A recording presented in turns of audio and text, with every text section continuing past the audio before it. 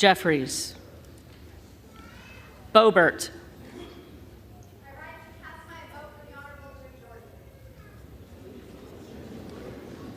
Jordan.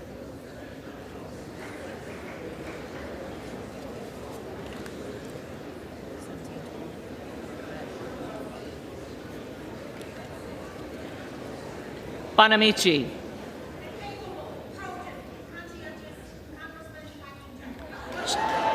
Jeffries.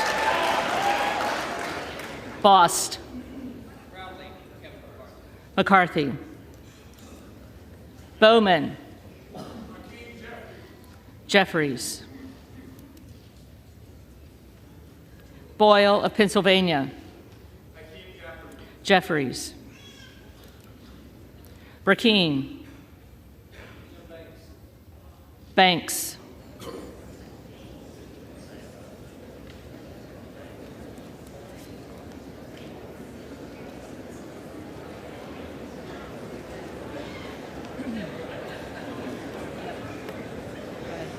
Brown. Jeffries. Brownlee. Jeffries.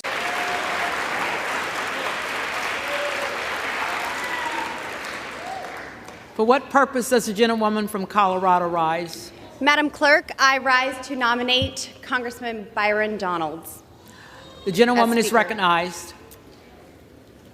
I rise today to nominate Byron Donalds, my friend, an amazing man of Florida, an amazing leader, someone who almost even took leadership here in our Republican Party and came very close in doing so, and it was a very brave run that he took. He's a man who understands what tough times look like and has come out of those tough times even stronger, more liberated, and as a leader. Now, we just heard from my respected colleague from Ohio, and he stated some amazing rules that we have been able to get an agreement on, I think. We were threatened pretty heavily in conference, saying if we don't do as we ought, then some of those rules may just go away. But even naming the germaneness rule, which is really fantastic, after Morgan Griffith, well, that was our idea too.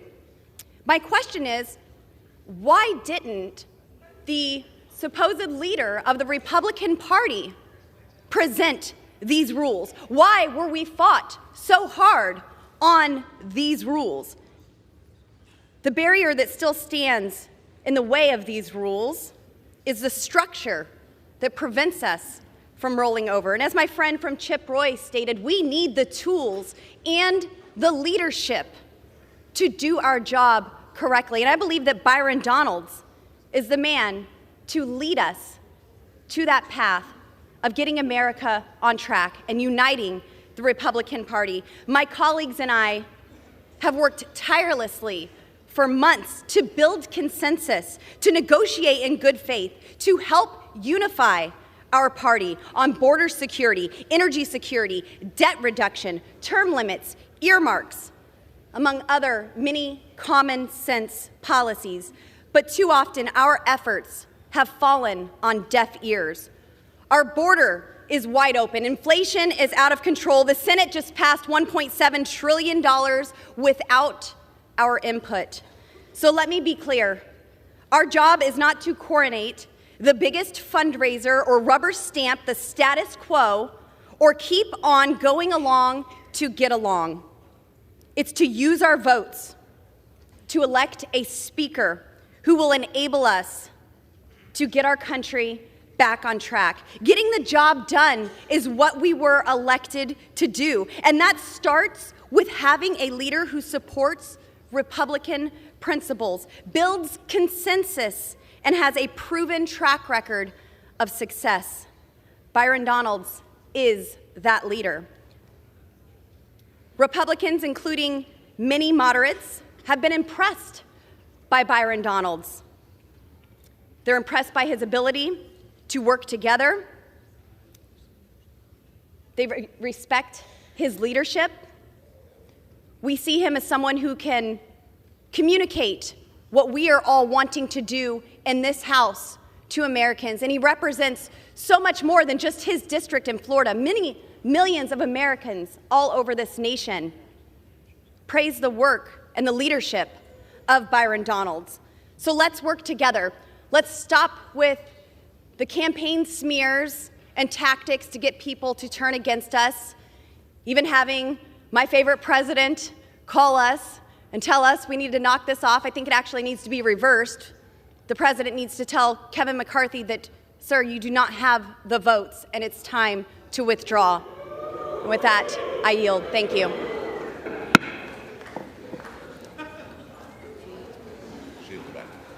Yield back. Yes, ma'am.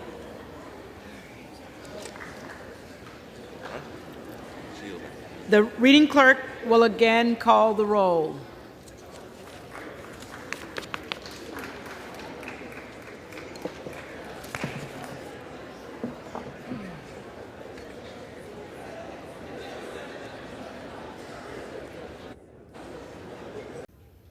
Republicans, including many moderates, have been impressed by Byron Donalds. They're impressed by his ability to work together. They respect his leadership. We see him as someone who can communicate what we are all wanting to do in this House to Americans, and he represents so much more than just his district in Florida, many millions of Americans all over this nation. Praise the work and the leadership of Byron Donalds. So let's work together.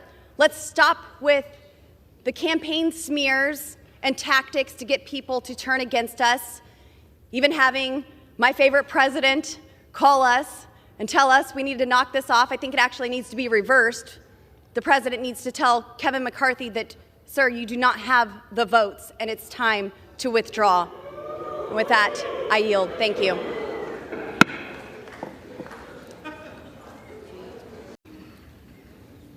Boebert.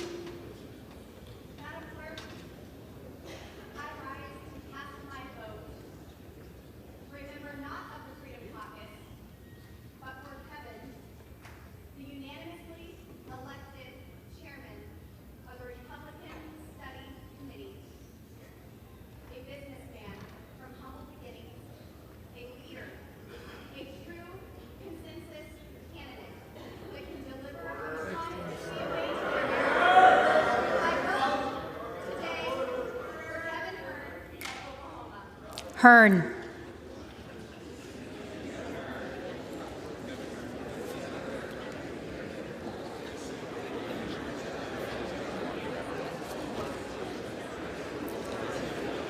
Bonamici.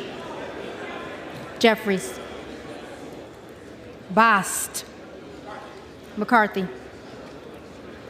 Bowman. Jeffries. Madam Clerk.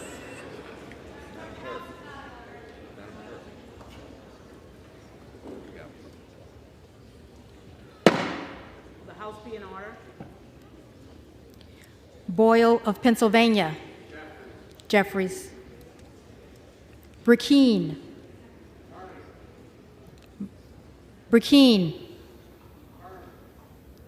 Hearn.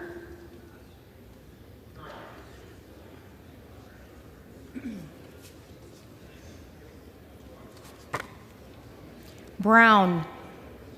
For what purpose does the gentlewoman from Colorado rise? Madam Clerk, I rise to nominate Hearn as Speaker of the House.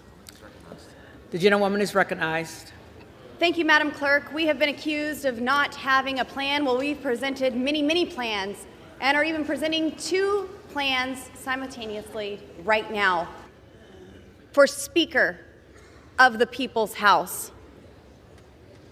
I sat in my chair anticipating to vote for Byron Donalds, whom I respect, whom I see as a leader. And there was a gut check that said, we need someone that is going to convince my colleagues on this side of the aisle that it's time to get going. It's time to build momentum. Many of you have said it. You see that Kevin McCarthy does not have the votes. You are understanding that he is not going to get there. We had the votes for him. I cannot produce those anymore. The colleagues that I brought with me to offer those 218 votes on the first ballot aren't there anymore. It is not happening. And as it's been said, we need to get to a point where we start evaluating what life after Kevin McCarthy looks like. America doesn't want more talk, and I'm going to keep my speech a little short. They want action. I'll take that. I want to get to work too. America is tired of rhetoric and they want results. This isn't chaos. This is a constitutional republic at work. I'm a mom of 4 boys. I know what chaos and dysfunction looks like. This is actually a really beautiful thing to be here with all of my colleagues debating. Just as the gentleman from Montana said, we have not experienced this in the 2 years that we have served here in Washington, D.C. This is the most debate that has taken place, and I love it. I love the conversations that are going on the floor, in the cloakroom, in the halls. There's nothing extreme, there's nothing unreasonable. We're trying to get this right. As my conservative colleagues and I have stated time and time again, Congress is broken and fundamentally needs change. I'm here to get this right. We need a leader that is not of the broken system, someone who is not beholden to the lobbyists, but to the people who sent us here, someone who can unite our party, and most importantly, someone who can deliver on the promises that we have all made to the American people. I believe that there are many people on the floor today that can do just that. I've voted for my friend Jim Jordan. I've voted for my friend Byron Donalds. I'm voting for Kevin Hearn, the gentleman from Oklahoma. Mr. Hearn went from rags to riches, and like myself and many other members, is a small business owner. He has lived the American dream. He's a father, a family man, and as Kevin likes to say, he's a conservative, but he's not mad about it. We can have a happy warrior leading us. I understand that threats have been made about committee assignments, that you won't receive committee assignments if you do not vote for Kevin McCarthy. That is true. It happened in conference, and that is exactly what we were told. But we don't govern in fear. We govern for the people on principle. Don't be afraid to do the right thing. I believe that Kevin Hearn is a unifier. He just received the chairman of the Republican Study Committee by unanimous consent. This is the largest caucus in our conference. Look how many people have already put their trust in Kevin Hearn to lead them. I get asked by my constituents, where does this go? Who can unify the party? Who can deliver results? Representative Kevin Hearn can do just that, and I am proud to enter his name into the nomination, and I hope that some of you join me. Thank you, and I yield back. Boebert. Present.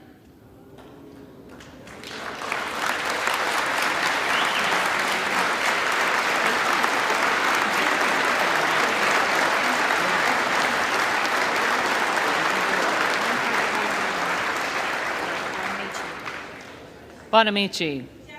Jeffries. Bost. Bost.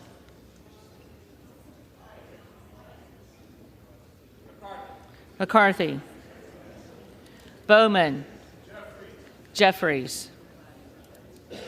Boyle of Pennsylvania. Jeffries. Mr. Speaker, I yield 1 minute to my very good friend, the distinguished lady from Colorado, Ms. Boebert. The lady from Colorado is recognized.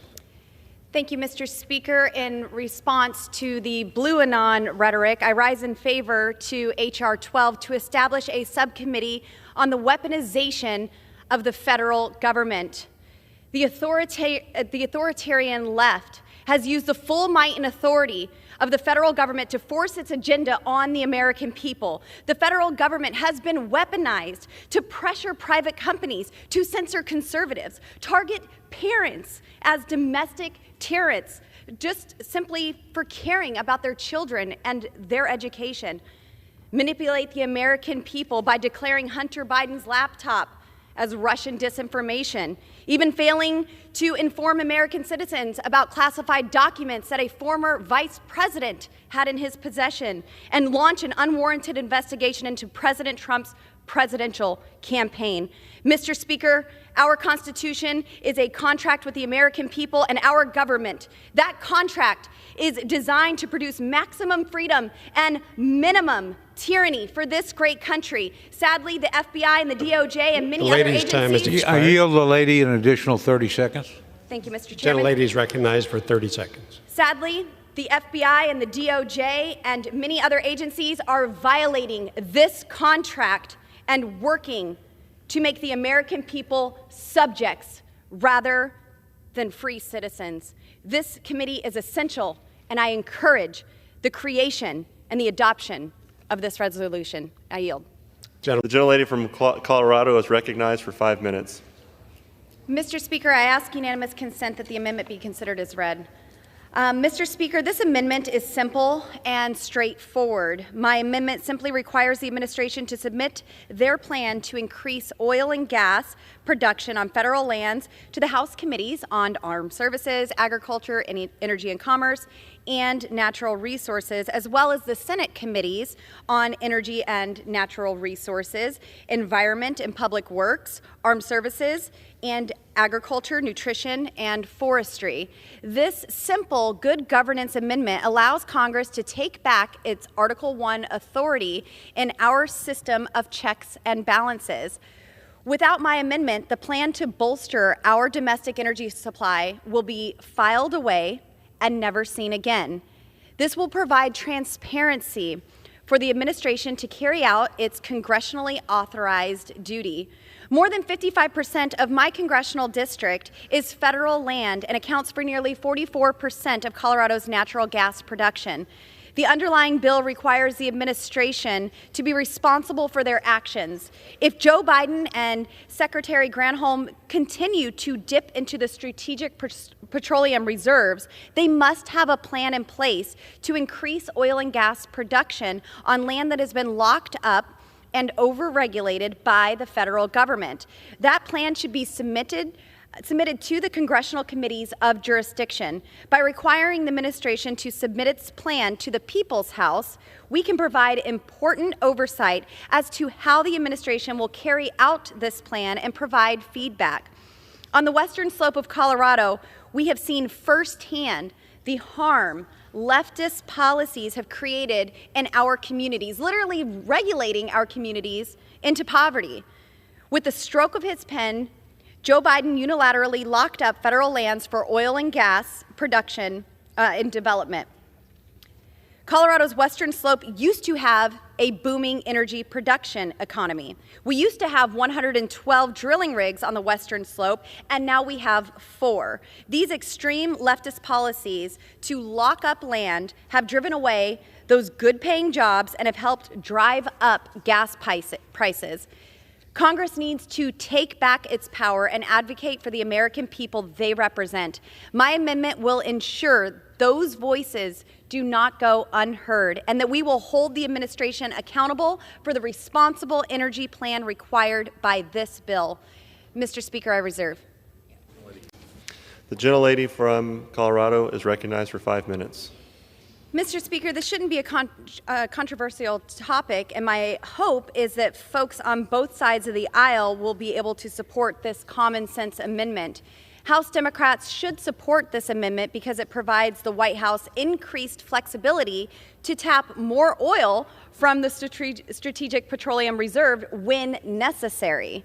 House Republicans should support this amendment because this modest 5% increase in flexibility for the SPR also allows a modest 5% increase to responsibly produce American energy on federal lands through the plan required by this bill. Having said that, this amendment doesn't mandate increased energy production.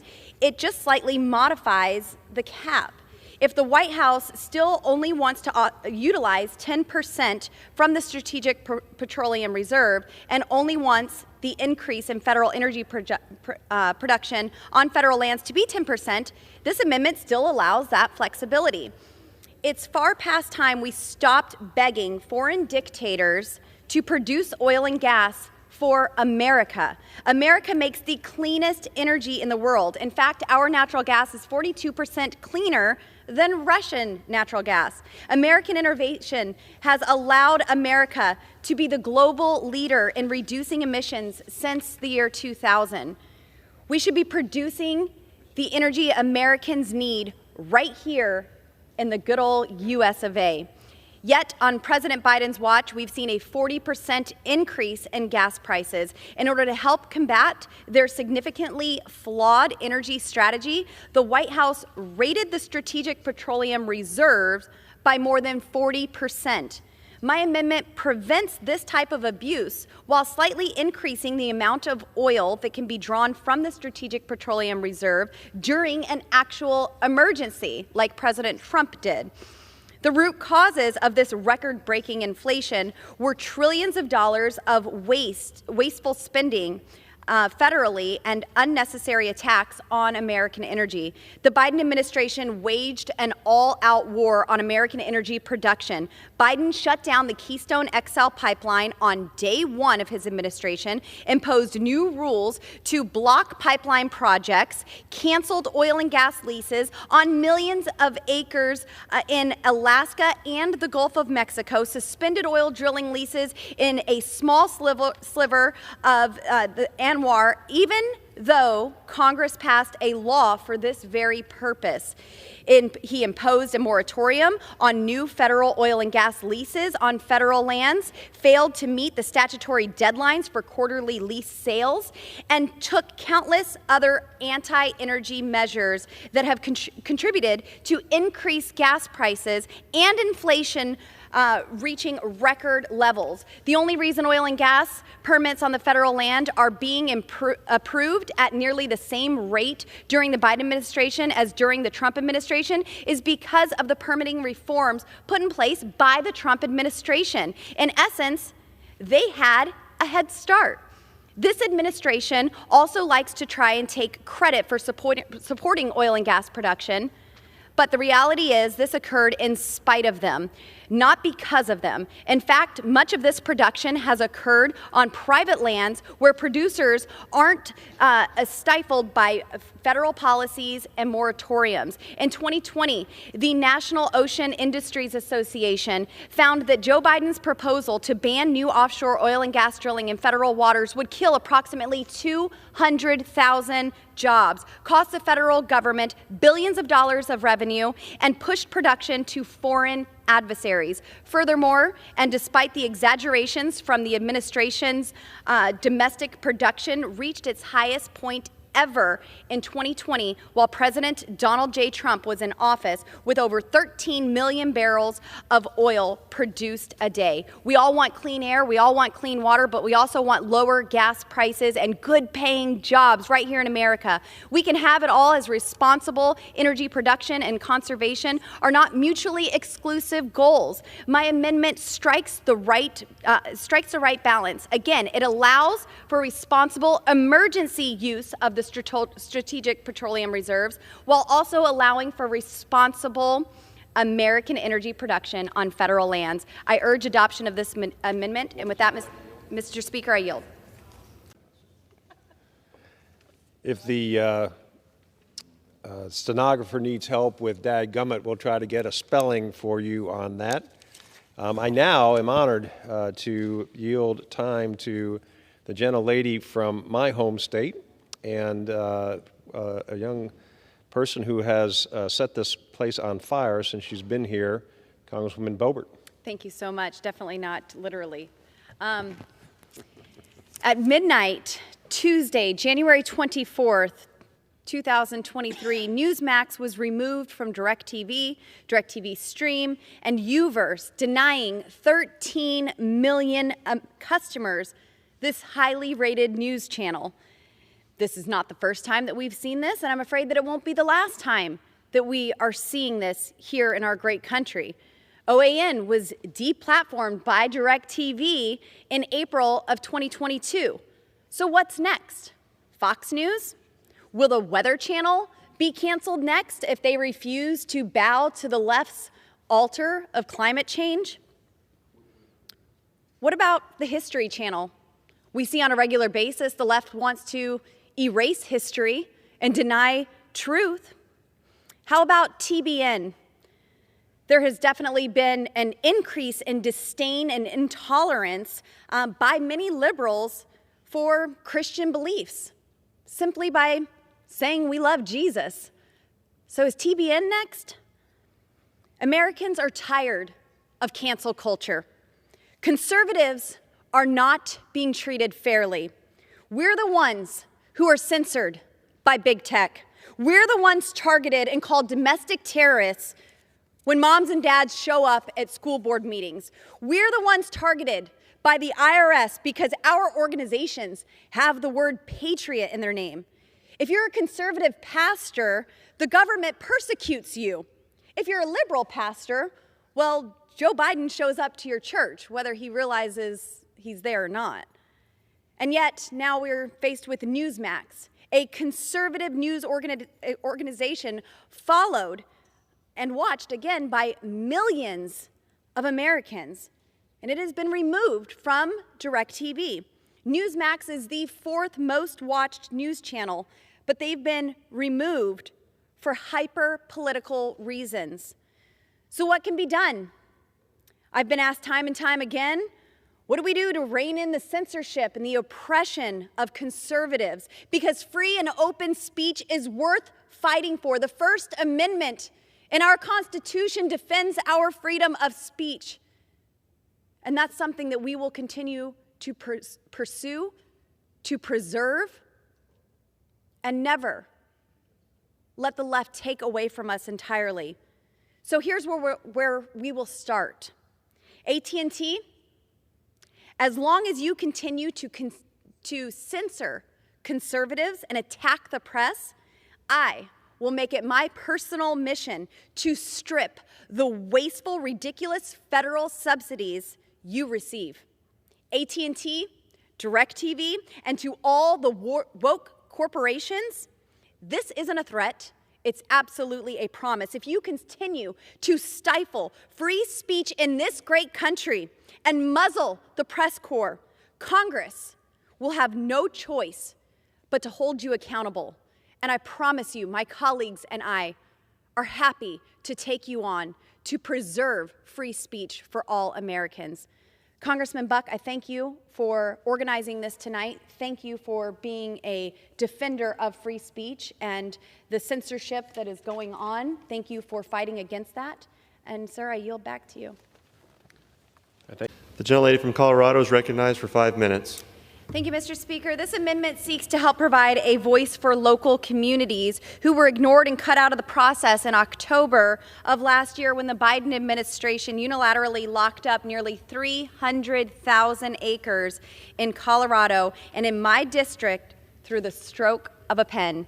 Shamefully, the Biden administration ignored the concerns and opposition of impacted communities so he could appease Green New Deal extremists through this executive overreach. After the proposed land grab was announced, Kathleen Sagama, president of Western Energy Alliance, stated, "The White House has initiated a withdrawal from the Thompson Divide while advancing a false narrative that energy development and land protection are mutually exclusive. Oil and gas activity has taken place in the Thompson Divide area since the 1940s while conserving the land. We can do both. We can develop energy while protecting the land. The area remains a vital resource and is located within the second largest potential natural gas reserve in the United States. There's no need to lock away public lands and minerals, especially at a time of high energy prices. With gas prices skyrocketing again and today's national average exceeding $3.50 per gallon, it makes even less sense to unilaterally lock up hundreds of thousands of acres from responsible energy production, especially while local stakeholders were ignored and are flat out opposed. After the mineral withdrawal and associated national monument were announced in October, the Ute Indian tribe of Utah said, quote, "The White House moved forward with a monument on our homelands without including us.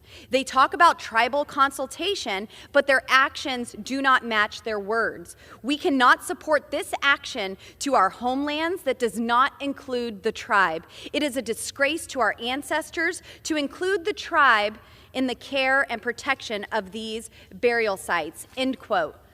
Garfield County Commissioner Tom Jankowski sent me an email just this morning stating, quote, "President Biden unilaterally acted with an end run around Congress rather than honoring the 10-year hard-fought bipartisan support forged by local interests with Garfield County.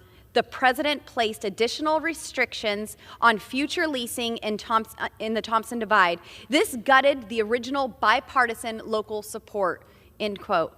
My amendment requires the Secretary, as part of the plan required by this bill, to identify areas for potential responsible energy leasing within the second largest potential natural gas reserve in the United States, in an area where responsible oil and gas production has taken place since the 1940s. America makes the cleanest, we produce the cleanest energy in the world. In fact, our natural gas is 42% cleaner than Russian gas. American innovation, in particular fracking, has allowed America to be the global leader in reducing emissions since 2000. America should have never been dependent on Russia for significant quantities of oil and gas. We need to stop begging OPEC, Venezuela, and even Iran to produce energy for us and start producing more energy responsibly right here in America, where our guys do it better than anyone else, more responsibly and cleaner. We have to develop this right here at home. Get back to American energy independence and pursue energy dominance. Mr. Speaker, with that, I yield. The gentlelady yields to the gentleman from Ohio. The gentlewoman is recognized. Thank you, Mr. Chairman. The pandemic is over. Joe Biden has said so. I don't know why he's waiting until May to do something about it, but the pandemic is over. It's time for the federal government to get back to the work. It's far past time for the policies of the federal government to reflect this reality and the policies of hardworking Americans, and for federal employees to show up and get the job done. In my district, the Bureau of Land Management headquarters was a hot topic of debate, because this administration's, one of their first actions, they wanted to take that from my district and move it back to Washington, D.C. But why so haste? Why so fast to do this? No one's going to work. The building is empty. They didn't have anywhere to bring the employees to a new building here. And in fact, the employees that they did relocate to Washington, D.C. still only show up to work one day a week. And according to one disturbing report by the Federal Times, just 1 in 3 federal workers has returned to their full-time job. Equally disturbing, a leaked memo from January 2021 to then Chief of Staff of the Department of Health and Human Services showed that between 20 and 30% of the department's employees did not log into work on any given day between March and December of 2020. This negatively impacts all of our constituents. The VA has been incredibly slow to fulfill records requests that our veterans can get the care that they need, the care that they deserve. The Social Security Administration faces a massive backlog of appeals, and as of last month, the IRS had a backlog of 2.5 million returns from 2022 that are still unprocessed. This Republican-led Congress is moving to end Biden's emergency powers. He won't do it at the executive level. We have created these agencies, we fund these agencies, and now we are demanding that these federal employees get back to work. I'm proud to be a co-sponsor of this. From Missouri is recognized. Thank you, Mr. Speaker. At this time, I'd yield 2 minutes to the gentlelady from Colorado, Ms. Boebert. The gentlewoman is recognized. Very much. Mr. Speaker, it's been nearly 3 years since the first national emergency declaration was issued related to the COVID-19 pandemic on March 13th, 2020.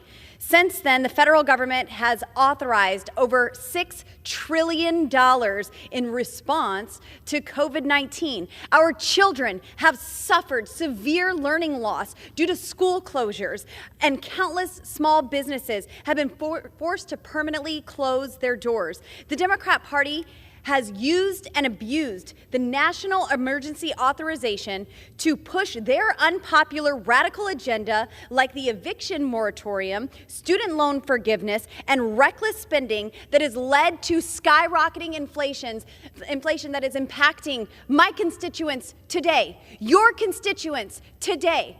When they go to the grocery store and are paying $9, $10, $11 for 12 eggs, this is a problem. They also put unconstitutional vaccine mandates in place to put healthcare workers and our military service members serving in all branches of our military out of work. COVID is over, yet nearly 3 years later, more than 35 National Emergency Acts are still in effect, and the current administration is continuing to abuse more than 120 special statutory powers only meant for times of emergency. Even Joe Biden said the pandemic is over. We agreed with that long before he said it, and we're happy he's finally saying it. It is far past time to put an end to this abuse. I thank my friend and colleague, Representative Gosar, for his strong leadership on this issue. I am proud to be a co-sponsor of this legislation, and I strongly support it. And with that, I yield back. Thank you. Thank you, Mr. Chair. I rise in favor of my amendment, which will require the CDC to produce a report to Congress on the number of visitors denied entry under the Biden administration's vaccine mandate for all incoming international air travels and visitors to the United States. This simple, straightforward amendment will provide transparency surrounding this ludicrous and unscientific vaccine mandate put in place by Joe Biden's bureaucrats. This unnecessary CDC rule has made everyday life so much harder for so many people, from tearing apart family reunifications and forcing loved ones to die alone without their relatives by their side, to pushing companies overseas for doing business with America, punishing companies overseas for doing business with America. Just a few short stories from my congressional office has come across to include the mother of a Dutch tourist who died on the Appalachian Trail was unable to come home to the United States to collect her dead son's body. A woman, her fiancé, who lives in Canada, has been unable to visit her on American soil for the past 3 years. A man working for a company in the United Kingdom who is unable to travel to the United States for business meetings, and a family in New Hampshire with Canadian in-laws has been unable to have Canadian family members visit for Christmas in the United States since COVID started. My amendment will require the CDC to account for these stories and countless others who have felt the negative ramifications of this rule. It will also provide transparency and allow congressional oversight of the consequences of this vaccine mandate. Despite Joe Biden stating the pandemic is over, he has refused to lift this mandate. Even Canada has lifted its vaccine mandate for incoming U.S. air travelers. Other than a few countries around the world run by dictators, the United States of America is literally the only country left that is imposing this unscientific and immoral COVID vaccine mandate on our visitors. Of course, if you cross our southern border illegally, there's no such mandate. And we know of about 5 million who have done just that. Simply put, COVID is over. It is time for us to rejoin the free world. I want to thank my friend and colleague, Representative Thomas Massie, for his work to end yet another vaccine mandate. I'm proud to be a co-sponsor of this legislation, and I strongly support it. I urge my colleagues to support my amendment and to vote in favor of the underlying bill. And with that, Mr. Chair, I yield back. The gentleman. You have 18 minutes. 18 minutes. Mr. Speaker, I yield 2 minutes to the gentlewoman from Colorado, Ms. Boebert. Gentlewoman from Colorado is recognized. Thank you, Mr. Speaker. I would like to speak in response to some of the opposition that I've heard to this legislation. First of all, we've heard about slave trade multiple times this evening. And if we're concerned about slave trade, well, then let's secure the southern border, because that's where the human trafficking is taking place. And millions of people are being trafficked, and women and children are being sexually assaulted and abused. Young girls are taking Plan B pills at the start of their journey because they anticipate being sexually assaulted on their journey. So if this is something that you are that concerned about, then let's work together to secure the southern border and stop the human trafficking and the slave trade that is happening there. There's slavery that's taking place in China and the cobalt mines that these climate extremists are pushing. There's child and slave labor there, and that's where we're extracting our rare earth minerals from China-owned mines in the Congo. So let's talk together about American energy. You know, you say that this is just for local elections. Are there 2 registries? Well, how is that going to work if there are 2 registries? But I don't think it's going to stop there because every time we give in and give an inch, well, they take 7 miles. And the gentleman on the other side of the aisle, he mentioned that in Colorado, illegal aliens are voting. Well, illegal aliens are voting, but no state has actually allowed that since 1926 in America. There are loopholes that are allowing illegals to vote in our election, and this is election interference, allowing non-citizens to vote in our elections. And in fact, this is why crime rate is up in Colorado. We are encouraging illegal aliens to come to Colorado. We are #1 in the nation for bank robberies, #1 in the nation for auto thefts, #2 in the nation for fentanyl poisoning. We have a Department of New Americans. And if you go to the Colorado State website, it says, well, what is a new American? A new American is a Coloradan. May I have another minute? I yield 1 minute. Gentlewoman from Colorado is recognized. Thank you. What is a new American? A new American is a Coloradan, an immigrant seeking asylum, a refugee, asylee, a DACA recipient, an SIV holder, and all other forms of immigrants seeking safety, opportunity, reunification of family, chain migration being encouraged in my state where non-citizens are voting and making a difference in our elections. Now, if there's a better way to do so, then let's let the D.C. County reevaluate this. That's why we're sending it back to them.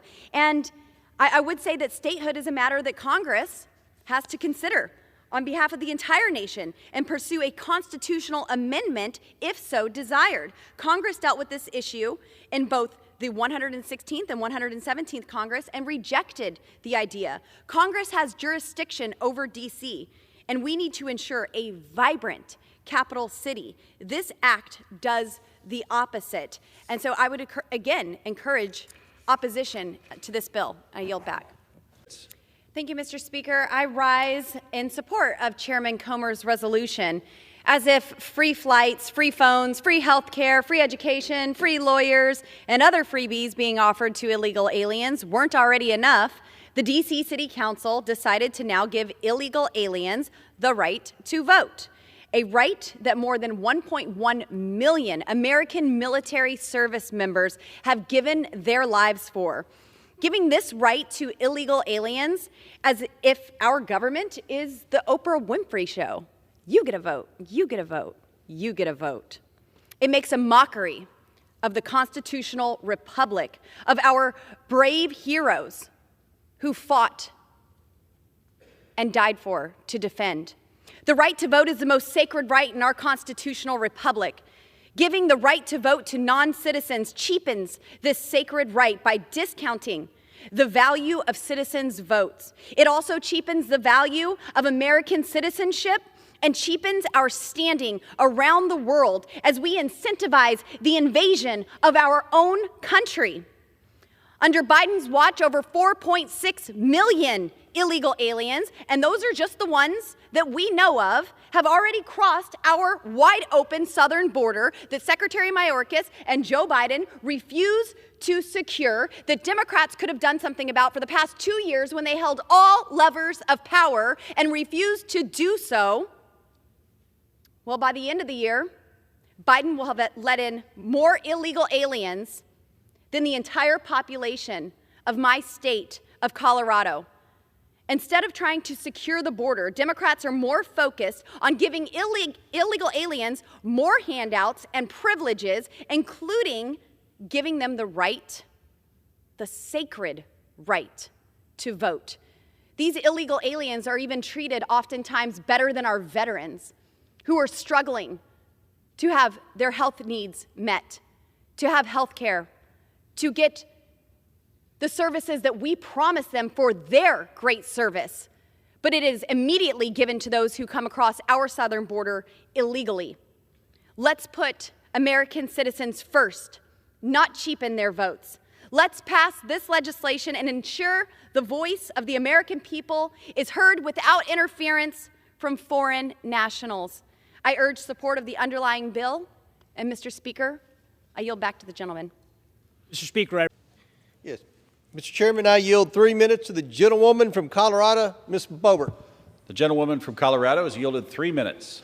Thank you, Mr. Chair. Free speech is under attack here in America, the free United States of America. Putin is a thug. Yes, China is a threat, but nothing, and I mean nothing, will bring America to its knees like the removal of our free speech, the cornerstone for our constitutional republic. America without free speech is like a phone without a charger.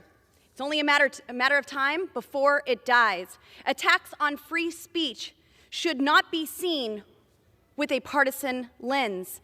Any attack on free speech is an attack on every American who gave their life so that you and I could live freely, so that you and I could express our thoughts, beliefs, and opinions without fear of retribution or persecution. Mr. Chair, the sad reality is the Biden administration has decided to collude with big tech to silence the voice of the American people under the guise of misinformation. We saw in our committee hearings that it was demonstrated that the FBI colluded with big tech to silence Americans' free speech. And the gentleman from New York says, well, it's Russia and China who are going to interfere with our elections. No, Democrats are doing just fine on that their own. When they have the federal government working for them and their agenda to push that forward and silence Americans' free speech, they're doing just fine with election interference. We have seen the polls that said if Americans knew about the Hunter Biden laptop from hell, the election outcome would have been different, and y'all wanted that silenced so greatly. So now let me ask you, without this, we certainly have the Constitution. I would love to get my colleagues on the other side of the aisle a copy, but who decides what is true or false? I certainly don't trust the federal government to make that distinction. They were wrong about the Hunter Biden laptop. They were wrong about the vaccine mandates, about masks, about the Wuhan lab leak, wrong about shutting down churches and schools and businesses, and they're dead wrong to use their positions to attack Americans' free speech. For the current resident of 1600 Pennsylvania Avenue, the only thing harder than climbing a flight of stairs, riding a bicycle, reading a teleprompter seems to be telling the truth. Free speech isn't just for kind speech or true speech or widely accepted speech. It is for all speech, and it is worth fighting for. And I want to thank my friend and colleague and chairman of the Oversight and Accountability Committee, Mr. Comer, for his work to preserve free speech in America. And I yield back. Time's expired. Members are reminded to refrain from engaging in person. Boebert. Thank you, Mr. Chair. Gentlelady from Colorado is recognized for 1 minute. Thank you, Mr. Speaker. I rise in favor of HJ Res 27. This resolution will overturn Joe Biden's latest attempt to expand the federal government's jurisdiction and regulate every aspect of our lives.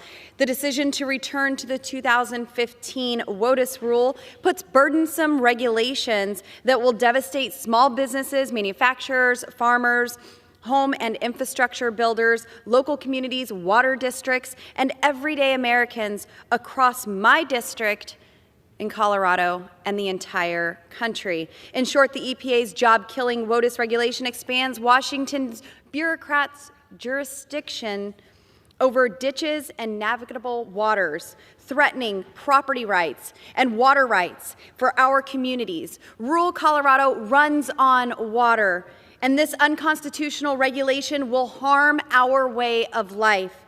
I want to thank my colleague and chairman of the House Transportation and Infrastructure Committee, Sam Graves, for his great work to protect private water rights. We all want clean air, we all want clean water, and we know that we do it right without bureaucrats getting in our way, and I support this legislation.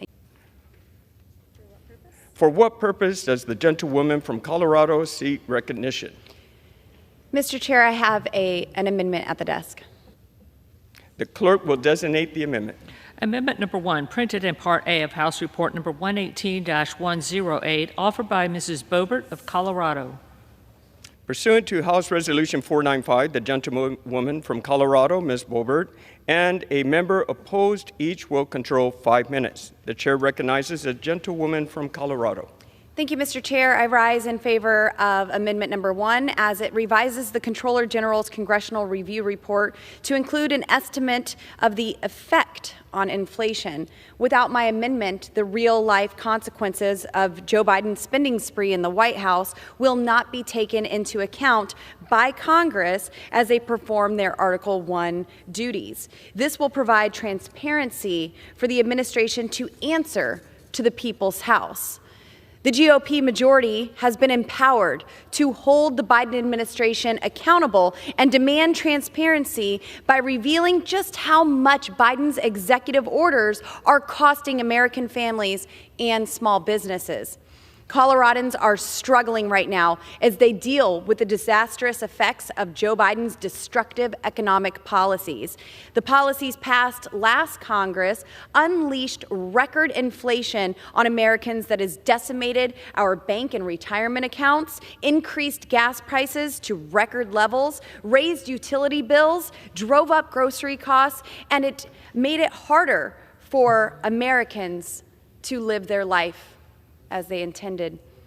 This excessive spending has real consequences. American families will pay an $8,581 inflation tax over the next year.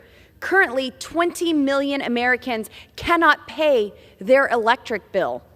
We have seen a 4.3% decline in real wages since Biden took office. Americans have lost more than $2 trillion in retirement savings. Americans are paying more for everything because of left-wing extremist policies. My amendment will allow House Republicans to conduct important oversight over these expensive executive regulations to ensure Joe Biden cannot continue to issue rules that send America into a deeper inflation crisis. I urge my colleagues to vote in favor of my amendment as well as the underlying bill. And with that, Mr. Chair, I reserve. The gentlewoman from Colorado reserves. For what purpose does the gentleman from New York wish to seek recognition? Mr. Chairman, I claim the time in opposition. The gentleman is recognized for 5 minutes. Thank you, Mr. Chairman. Mr. Chairman, this amendment requires the Comptroller General to include an estimate of a rule's effect on inflation in the Congressional Review Report. I oppose this amendment because it requires an estimate of a rule's effect on inflation, which would require the Comptroller General to speculate, based on limited evidence, how rules that likely have little to do with the economy would affect inflation. The GAO has already reported to Congress that they would be unable to assess a rule's impact on the economy with the limited information available. And in any case, the 15 days provided for major rule reports do not allow for the GAO to make a determination on a rule's effect, even if they had the necessary information. Adding more requirements for various officials to estimate a rule's effect on the economy when they lack the necessary time and information to provide a concrete answer will not heighten the efficacy of this bill, but will rather create more unnecessary estimates for Congress to weigh in their review of agency rules. In addition, the Nonpartisan Congressional Research Service has previously noted that estimating the total cost of regulations is inherently difficult and that such estimates of the cost of regulation should be viewed with a great deal of caution. Like the OMB, CRS has noted that there are significant methodological challenges to estimating and aggregating the total costs and benefits of rules. I oppose this amendment because it focuses only on the cost of regulatory protections while completely ignoring the monetary benefits of those critical rules, and because it asks the Comptroller General to do what is impossible to do. I reserve. Gentleman from New York reserves. Gentlewoman from Colorado is recognized. Thank you, Mr. Chair. I think it's perfectly reasonable to have a report that looks into the spending that has been taking place for the past 2 years and beyond. But this inflation is impacting millions of Americans across our nation. As I stated, American families will pay $8,500 and $581 in an inflation tax. We should be looking into the impacts of the spending that is taking place in Washington, D.C. Even if it is an estimate, we need to have an idea on how this is impacting families and why we currently have 20 million families that cannot afford their utility bills, why we've seen this 4.3% decline in real wages since Biden took office. I would like to see that report, and again, I urge my colleagues to vote yes on Amendment 1. And Mr. Chair, I yield. The gentlewoman yields. Gentleman from New York. Mr. Chairman, it's very nice to say that we should examine the inflation that has occurred and the spending that has occurred, but that's not what the amendment calls for. The amendment requires the Comptroller General to include an estimate of a rule's effect, a rule that presumably hasn't yet been issued, on inflation in the Congressional Review Report. Now, I stated before why it's impossible to do that, why the CRS and the OMB say that there are significant methodological challenges to estimating and aggregating the total cost and benefits of rules. But and therefore we shouldn't be asking the impossible, and it certainly has nothing to do with looking at prior expenditures or prior borrowing. Mr. Chairman, I yield back. The question is on the amendment offered by the gentlewoman from Colorado. Those in favor say aye. Aye. Those opposed say no. In the opinion of the chair, the ayes have it. The amendment is agreed to. It is now in order to consider Amendment Number 2, printed in Part A of House Report 118-108. For what purpose does the gentlewoman from Colorado seek recognition? Mr. Chair, I have an amendment at the desk. The clerk will designate the amendment. Amendment Number 2, printed in Part A of House Report Number 118-108, offered by Mrs. Boebert of Colorado. Pursuant to House Resolution 495, the gentlewoman from Colorado, Ms. Boebert, and a member opposed, each will control 5 minutes. The chair recognizes the gentlewoman from Colorado. Thank you, Mr. Chair. I rise in favor of my amendment, which will require the Comptroller General to publish the GOA study of rules on its website. My simple, straightforward amendment ensures that the American people will be better informed of the regulations unelected bureaucrats are imposing on them, costing as much as $2 trillion in compliance costs and economic losses. During the first year of this administration, the Biden White House added more than $200 billion in new regulatory costs. Without my amendment, the real-life consequences of Joe Biden's left-wing agenda will not be seen by those impacted most. This will provide transparency for the administration to answer to the American people. While the federal government continues to spend trillions of dollars it doesn't have, inflation has hit a 40-year high, and everything we buy, including food, gasoline, and so much more, costs more. Instead of addressing these major economic concerns head-on, the Democrats' solution is to keep imposing unnecessary regulations and spending money we do not have. The GOP majority has been empowered to hold this administration accountable and demand transparency by revealing just how much these regulations are costing American families and small businesses. Unnecessary government regulations and excessive red tape impose crushing economic burdens on the people in my district and across our great country. Since Joe Biden took office, his administration and unchecked bureaucrats are going full steam ahead on enacting a radical left-wing agenda throughout unilateral executive action. House Republicans should be working to cut wasteful spending, get to the bottom of fraudulent payments made by the federal government, support American energy production, and oppose tax increases proposed by the Democrats. Economic strength and job growth result from policies that unshackle job creators, allow American ingenuity, and provide certainty. My amendment ensures the legislative branch and the American people can provide proper oversight and no longer allow this administration to go unchecked. I urge my colleagues to vote in favor of my amendment as well as the underlying bill. Mr. Chair, I reserve. The gentlewoman reserves. For what purpose? Does any member seek time? The gentlewoman from Colorado. Mr. Chair, I yield. The question is on the amendment offered by the gentlewoman from Colorado. Those in favor say aye. Those opposed say no. In the opinion of the chair, the ayes have it. The amendment is agreed to.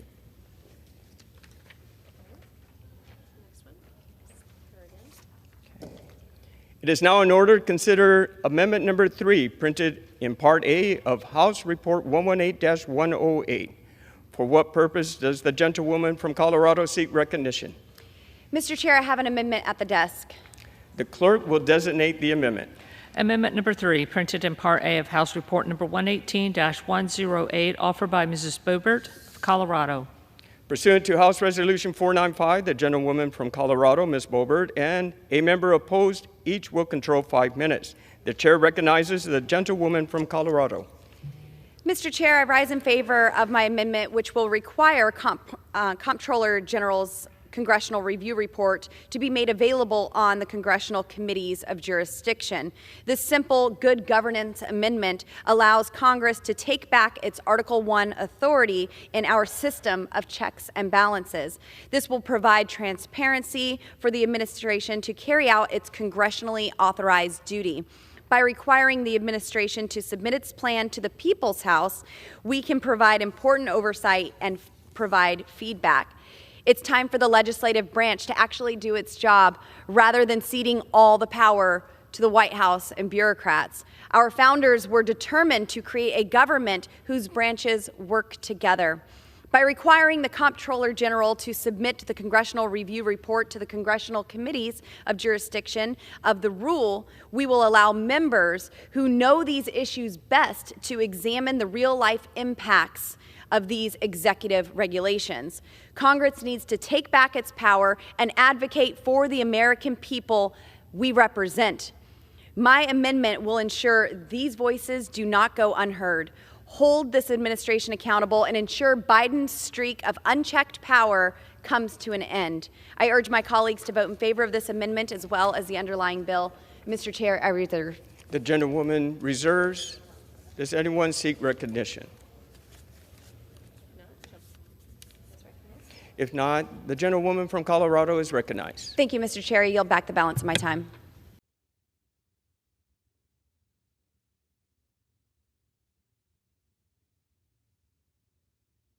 For what purpose does the gentlewoman from Colorado seek recognition?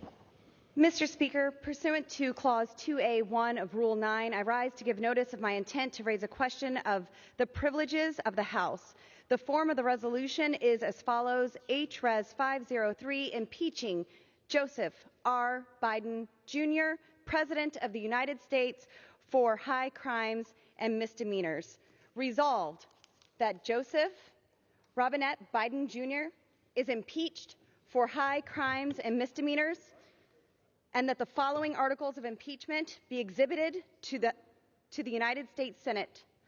Articles of impeachment exhibited by the House of Representatives of the United States of America in the name of itself and of the people of the United States of America against Joseph R. Biden, Jr., President of the United States, in maintenance and support of its impeachment against him for high crimes and misdemeanors.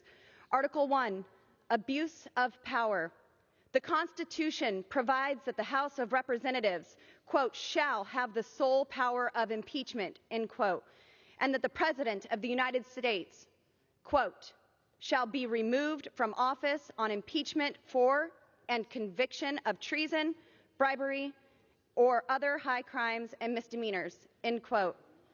In his conduct as President of the United States and in violation of his constitutional oath faithfully to execute the office of the President of the United States and to the best of his ability, preserve, protect, and defend the Constitution of the United States, and in violation of his constitutional duty to take care that the laws be faithfully executed, Joseph R. Biden, Jr.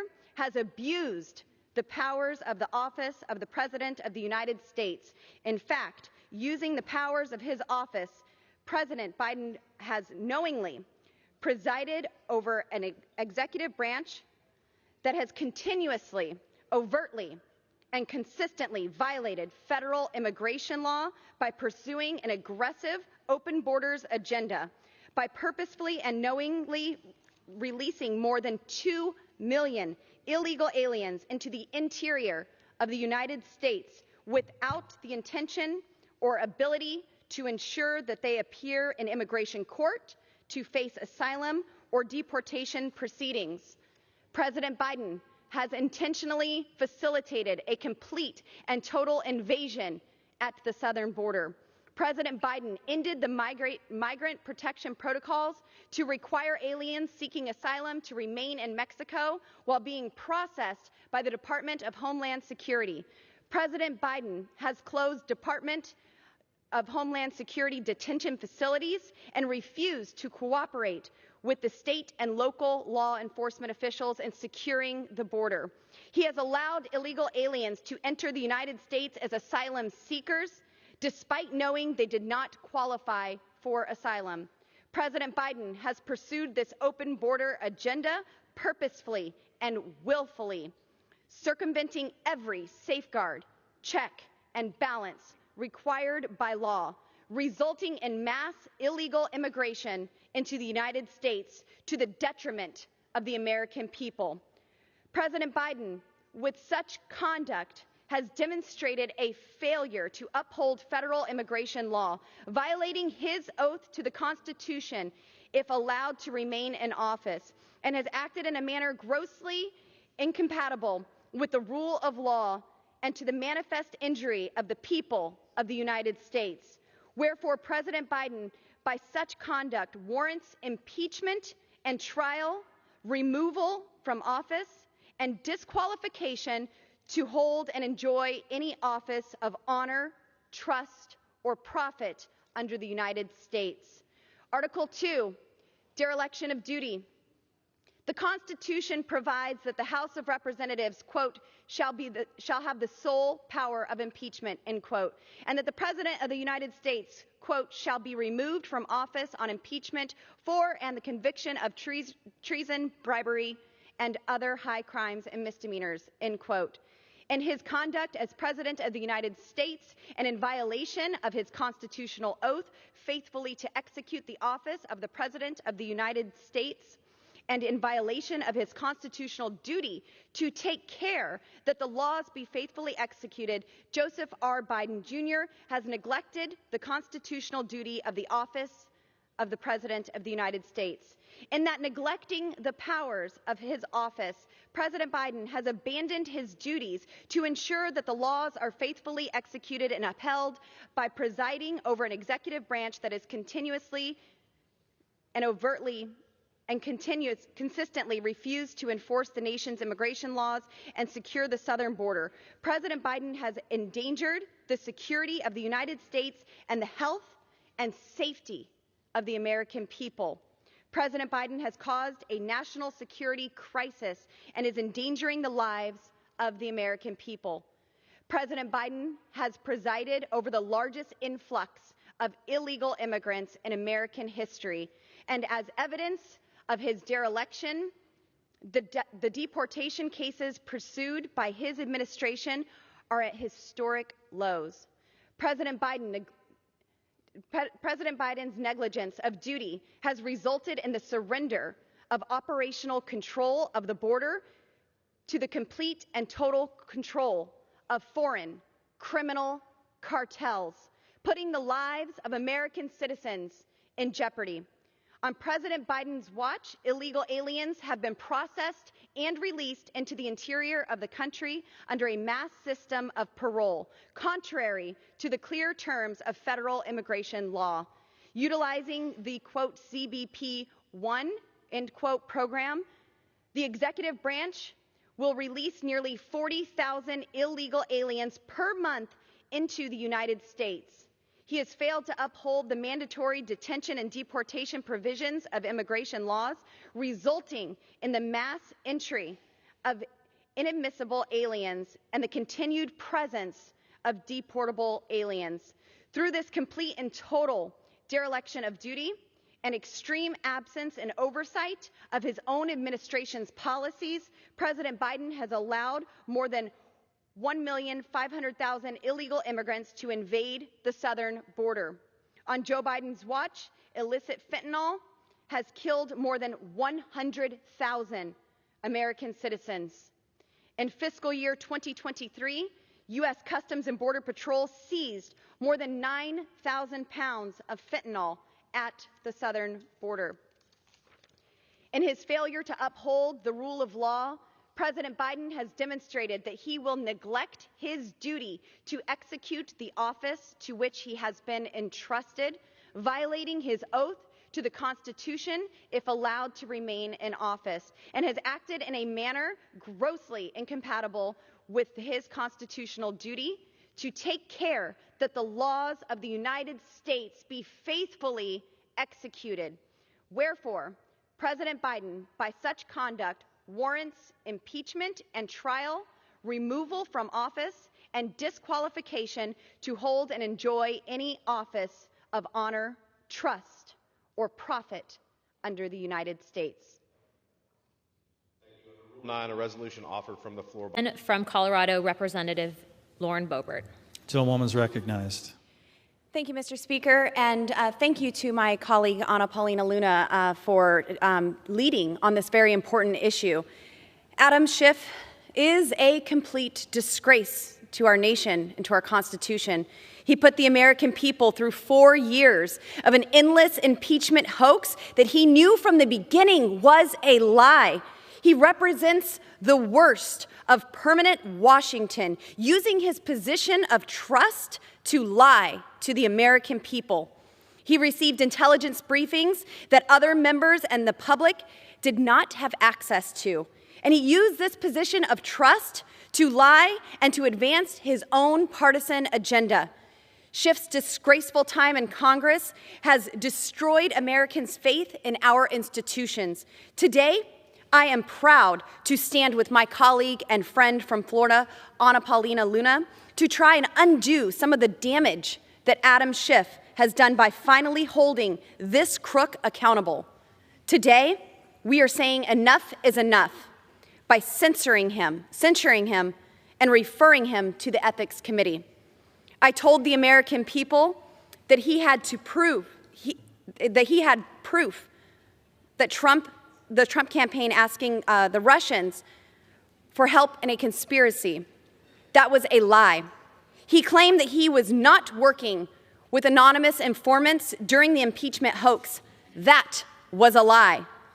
Everyone with common sense knew that Adam Schiff was lying all along, including the Director of National Intelligence, Obama's former Attorney General, the FBI Deputy Director, and more. But Adam Schiff doubled down on his big lie, claiming he had a smoking gun, proof of a conspiracy.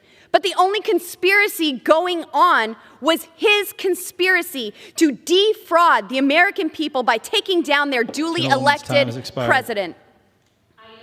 Minutes to Representative Boebert. The gentlewoman's recognized. When Adam Schiff got caught lying, he did what all liars do and tried to cover the truth even more. He even used his taxpayer-funded staff to ask Twitter to censor journalists fact-checking his lies. But Adam Schiff won't get out of this one by calling in a favor. Today, we are holding him accountable and censuring him for his lies to the American people.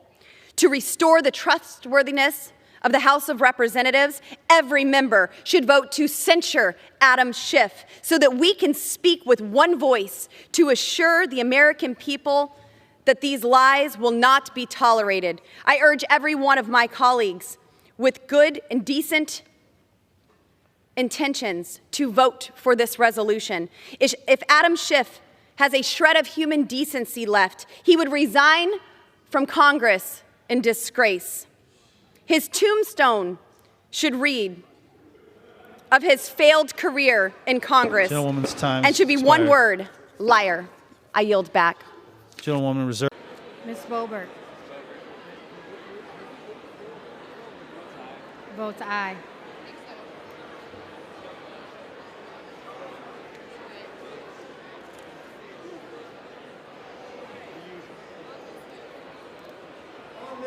The yeas are 215, the nays are 211. The resolution is adopted, and without objection, the motion to reconsider is laid on the table.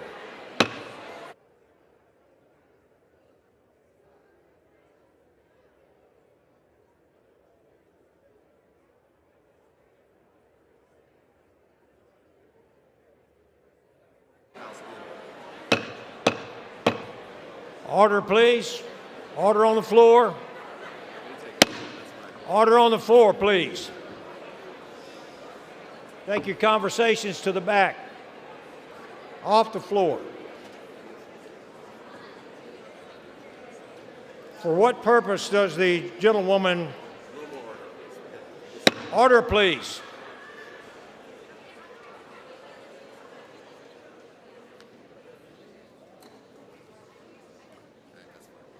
For what purpose does the gentlewoman from Florida, Mrs. Luna, seek recognition? Mr. Speaker, I call up the resolution previously noticed. The clerk will report the... Boebert. The gentlewoman is recognized for 6 minutes. Mr. Speaker, I rise today in support of my impeachment bill that will hold Joe Biden accountable for the dereliction of one of his most basic duties and allowing an invasion to take place across our southern border that has compromised the safety and security of the American people. With the passage of House Resolution 529 today, the House is taking historic action. For the first time in 24 years, a House Republican-led majority is moving forward with impeachment proceedings against a current president. This bill allows impeachment proceedings to proceed through the traditional institutional channels by building a body of evidence at the committee level through the committees on Homeland Security and the judiciary, reporting out impeachment based on the evidence, and then the House adopting a resolution so that when a trial occurs, in the Senate, there is an existing evidentiary record to rely upon when holding President Joe Biden accountable. Since his first day in office, President Biden has trampled on the Constitution through his dereliction of duty under Article 2 to take care that the laws be faithfully executed. Instead of enforcing our immigration laws he has lawlessly ignored them and released more than 2 million illegal aliens into the interior of the United States without any enforcement mechanism to ensure that they appear in immigration court. His actions and open borders agenda demonstrate that he has no intention of enforcing our current immigration and border security statutes on the books. Rather, he is deliberately making a mockery of the rule of law by ignoring congressionally enacted statutes. Joe Biden is threatening our constitutional republic's sacred separation of powers. The National Border Patrol Union even noted that the leadership of the Biden administration are, quote, straight up liars. They even said, quote, we'd say they should be ashamed, but that implies they have a conscience. This is the most corrupt administration in U.S. history, end quote. Joe Biden's lawless disregard for our federal laws have incentivized more than 5.5 illegal aliens to attempt to cross the border, overwhelming Border Patrol and allowing an invasion to take place that is causing real harm to the American people. The Biden border crisis and massive wave of illegal immigration has fueled a record-breaking fentanyl crisis. Since President Biden has taken office, over 100,000 Americans have died from fentanyl, including 1,800 Coloradans. Under his failed leadership, Border Patrol agents have encountered over 42,000 pounds of fentanyl at the southern border, and that's just what they have encountered. In addition to smuggling fentanyl, the National Border Patrol Union has noted that, quote, the billions of dollars that Biden's policies make for them, end quote, support a criminal enterprise of, quote, rape, murder, torture, child sex trafficking, and kidnapping, end quote. That is enough fentanyl to kill every American 28 times over. Innocent children are dying from fentanyl overdoses, and the devastation this deadly drug is causing to families and communities cannot be overstated. President Biden's decision to cede operational control of the southern border to criminal cartels have endangered our national security. In just the first few months of fiscal year 2023, Border Patrol has already caught 125 people on the terrorist watch list trying to sneak into our country. President Biden's lawlessness is threatening the very fabric of our constitutional system. Under the founders' carefully crafted plan, Congress has the legislative power to pass the laws, and the president has the executive power to enforce the laws. The president does not have the power to arbitrarily overturn laws or refuse to enforce the ones he philosophically opposes. Rather, he is under a strict duty to take care that the laws of the United States are enforced. If a law is to be modified or overturned, only Congress has such power, not a rogue president taking unconstitutional unilateral action.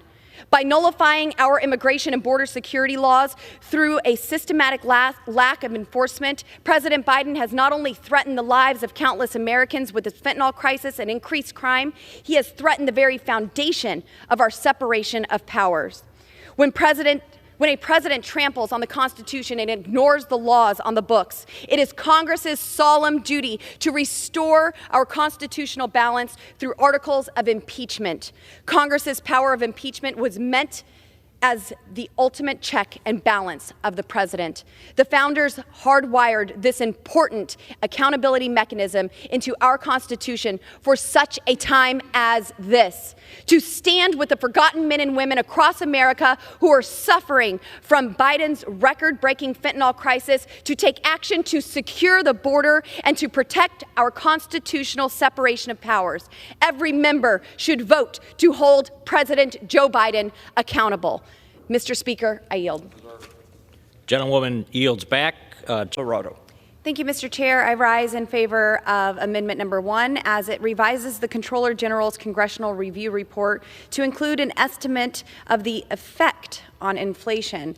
Without my amendment, the real-life consequences of Joe Biden's spending spree in the White House will not be taken into account by Congress as they perform their Article 1 duties. This will provide transparency for the administration to answer to the people's House. The GOP majority has been empowered to hold the Biden administration accountable and demand transparency by revealing just how much Biden's executive orders are costing American families and small businesses. Coloradans are struggling right now as they deal with the disastrous effects of Joe Biden's destructive economic policies. The policies passed last Congress unleashed record inflation on Americans that has decimated our bank and retirement accounts, increased gas prices to record levels, raised utility bills, drove up grocery costs, and it made it harder for Americans to live their life as they intended. This excessive spending has real consequences. American families will pay an $8,581 inflation tax over the next year. Currently, 20 million Americans cannot pay their electric bill. We have seen a 4.3% decline in real wages since Biden took office. Americans have lost more than $2 trillion in retirement savings. Americans are paying more for everything because of left-wing extremist policies. My amendment will allow House Republicans to conduct important oversight over these expensive executive regulations to ensure Joe Biden cannot continue to issue rules that send America into a deeper inflation crisis.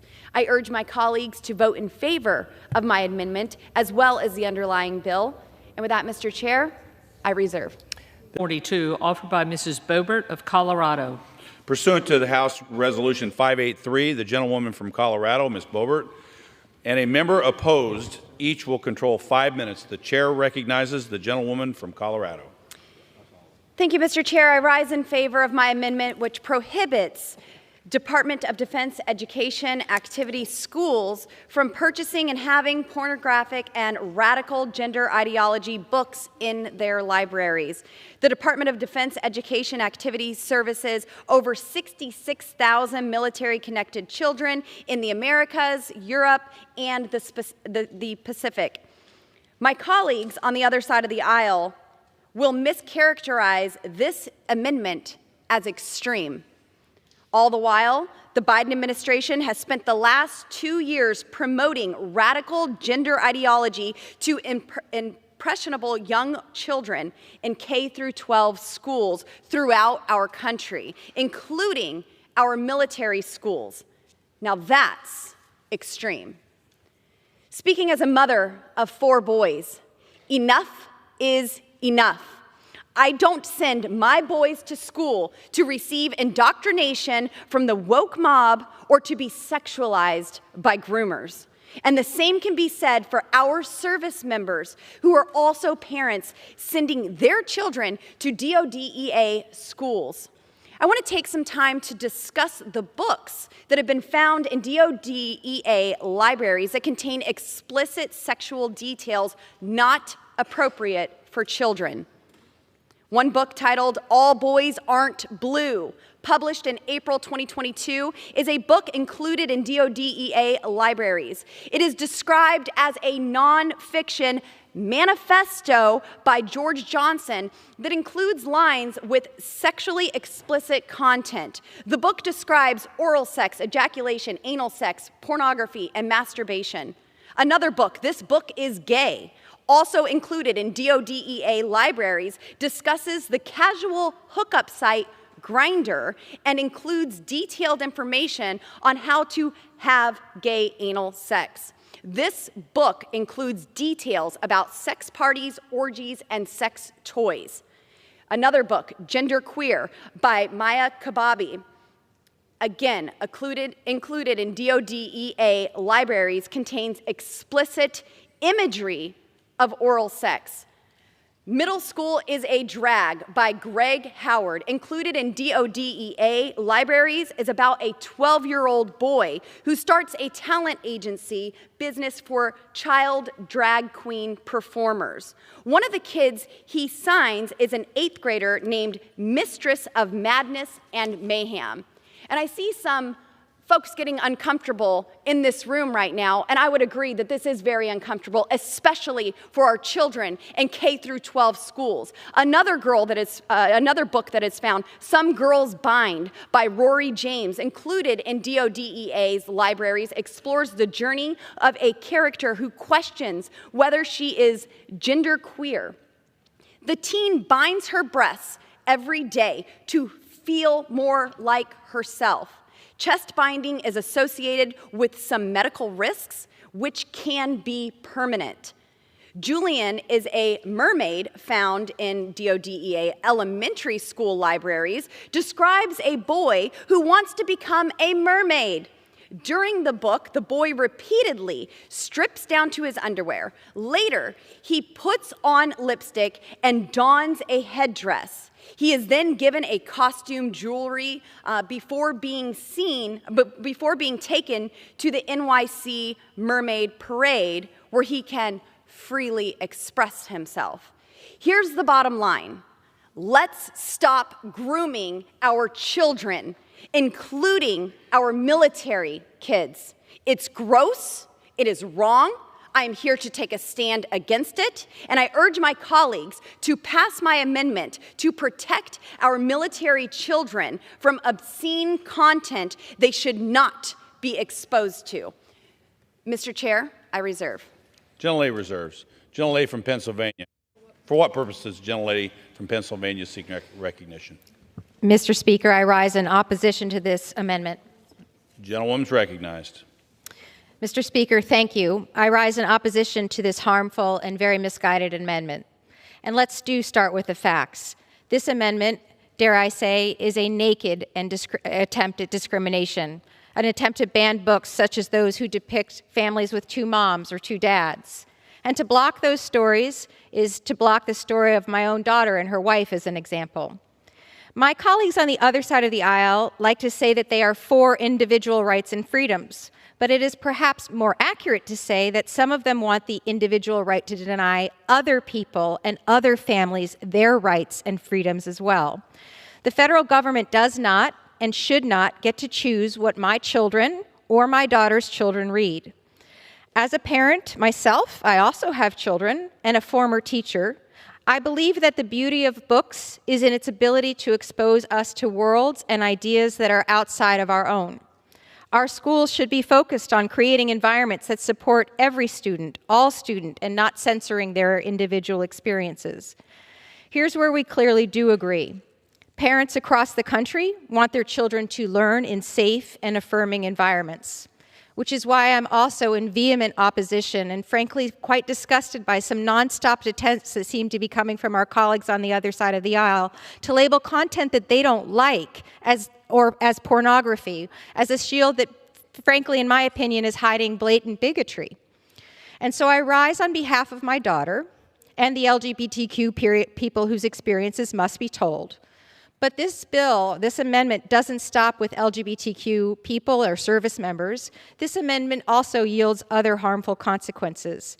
How the text is currently written would allow for further draconian and out-of-touch interpretations that could ban books simply like Judy Blume's, one that we've probably all read, those of us of a certain age and gender, Are You There, God? It's Me, Margaret, or other stories that teach young people about puberty, their bodies, or contain information about health and sexual education.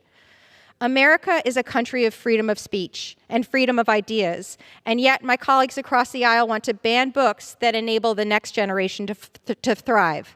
So today I rise, dare I say, to allow people to be able to choose what they read to their children or what their children read. As a child in DODEA schools, I actually got to be exposed to this exact situation where I had the opportunity to read a lot when I was growing up in Defense Department schools. And I can't imagine a world where my parents didn't have the ability or the authority to decide what it was that I was going to be able to read. So I urge my colleagues to vote against this very harmful amendment and against all efforts that politicize and promote that politicize our military and hurt military readiness and national security. With that, I reserve. Gentlewoman reserves. The gentlewoman from Colorado. Thank you, Mr. Chair. I would say that allowing these books in our DODEA schools is what's harmful. 30 seconds. Saying that I'm characterizing this as pornography. No, I'm saying exactly what it is. As a mom, I am not allowed to show my children triple X-rated videos, nor would I.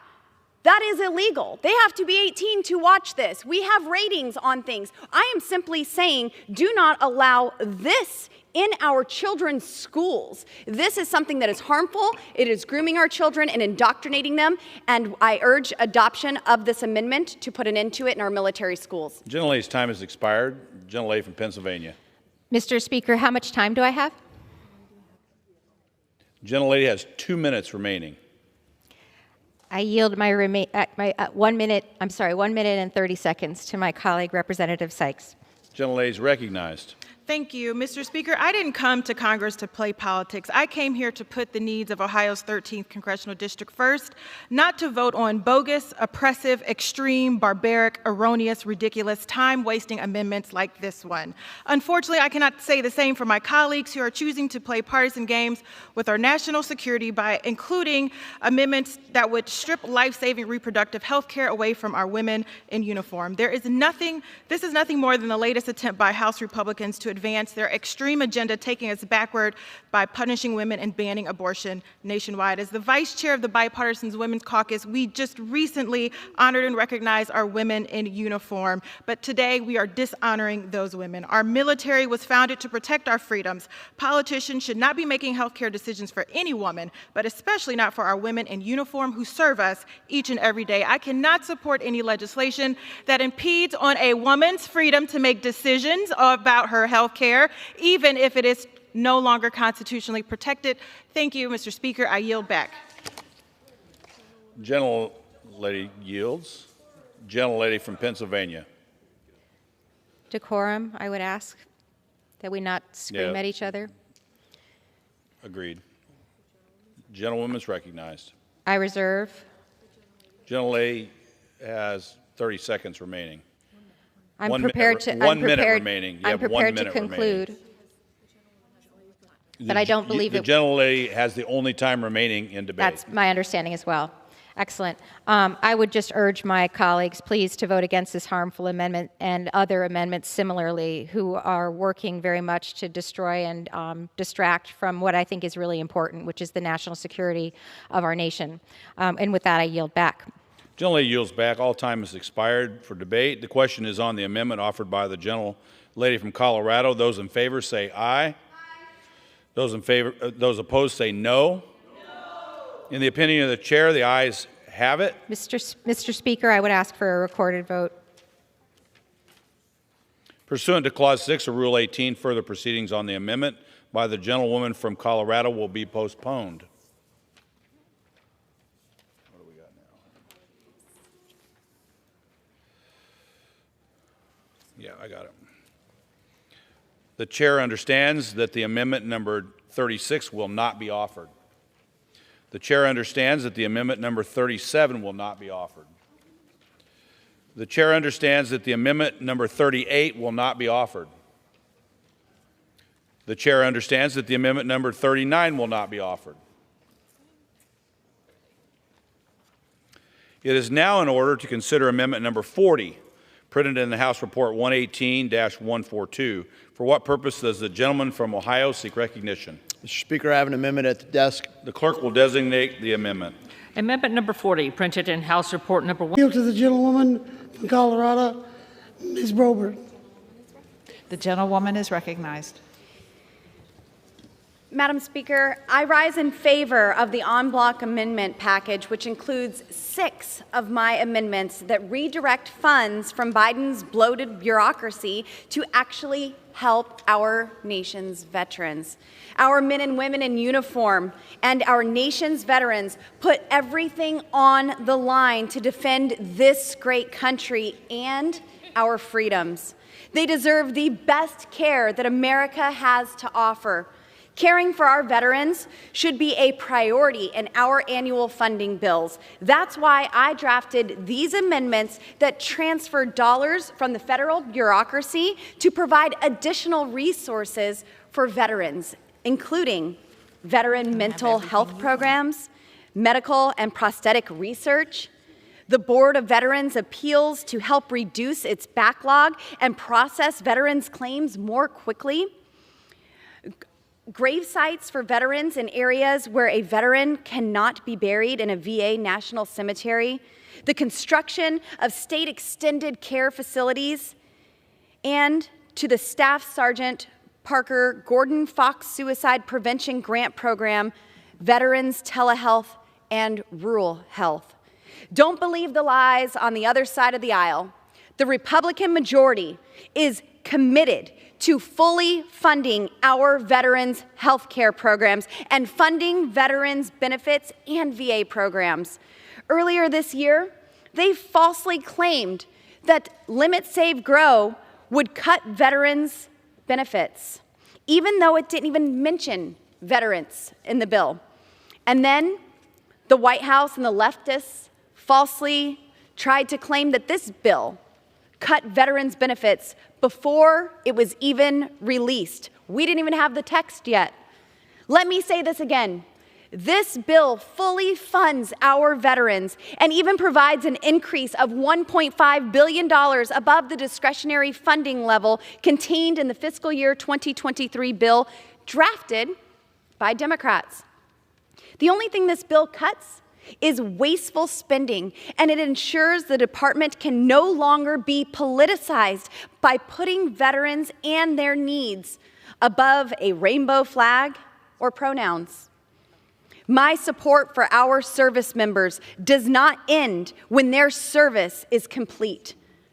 I am committed to ensuring that our nation's most precious resource, its sons and daughters, mothers and fathers who answered the call to serve in uniform, receive the essential health care and benefits they have earned.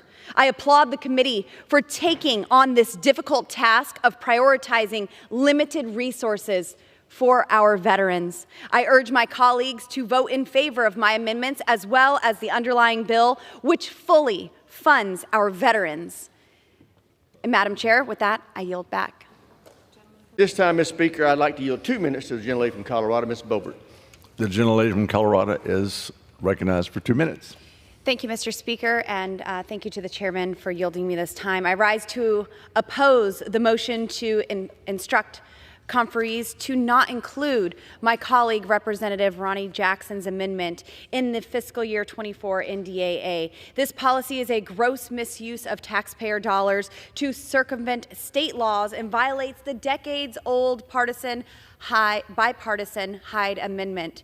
It is clear that Joe Biden and Lloyd Austin's Department of Defense is more focused on appeasing the woke mob of pink hat-wearing feminists than focusing on keeping our nation safe.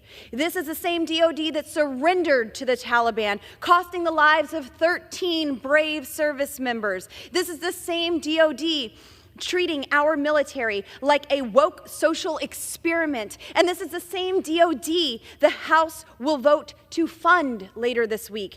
The Department of Defense should be focused on readiness and lethality, not spending taxpayer dollars to kill the lives of innocent unborn babies. We're not going to give up on this cause that is righteous, and we're not going to stop fighting to give voice to the voiceless. Since Roe v. Wade in 1973, over 63 million lives have been lost to abortion. I personally have held a newborn baby born at 23 weeks old, 1 pound, 8 ounces. And I know that her life has just the same worth and value as any one of us standing here today.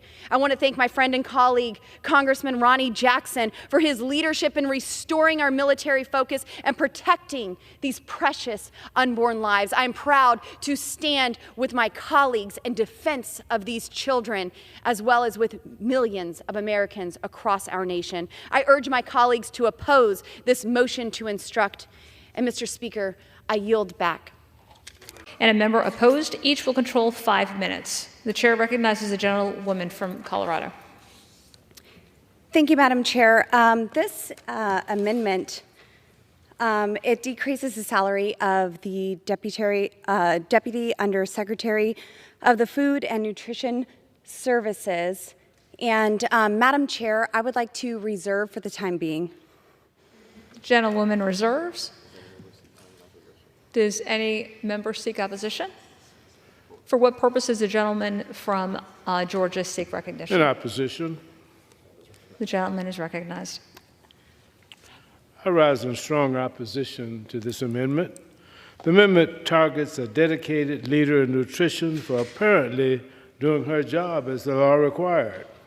With all of the challenges that we face in feeding our nation, we should not obstruct the agency charged with carrying out our nutrition policies. This House should hold its actions to the highest standards and not engage in attacks on individual officials in the executive branch. With that, I urge the defeat of this amendment, and I reserve the balance of my time. Gentleman reserves. Chair recognizes the gentlelady from Colorado.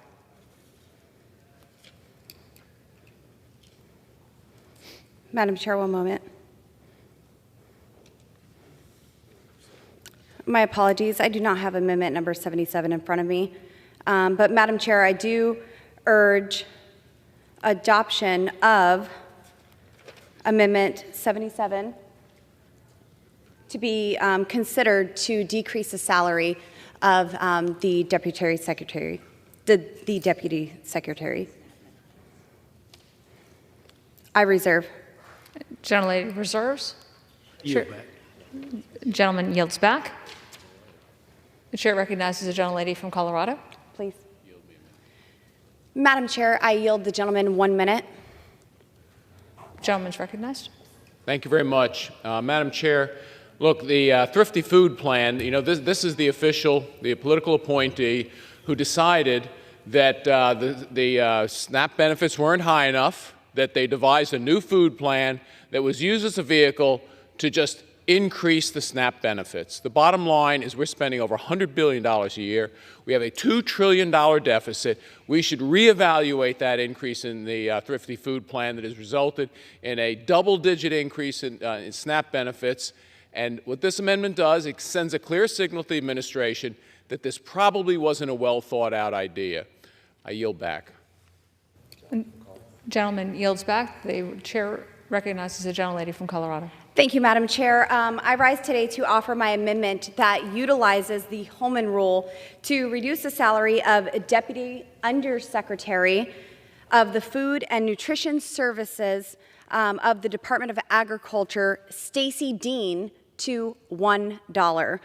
As the Deputy Undersecretary for Food, Nutrition, and Consumer Services at USDA, Mrs. Dean has spent her career helping bureaucrats use loopholes and gimmicks to gut requirements for able-bodied adults and bypass federal eligibility requirements, even going as far as to help states make millionaires qualify for the program.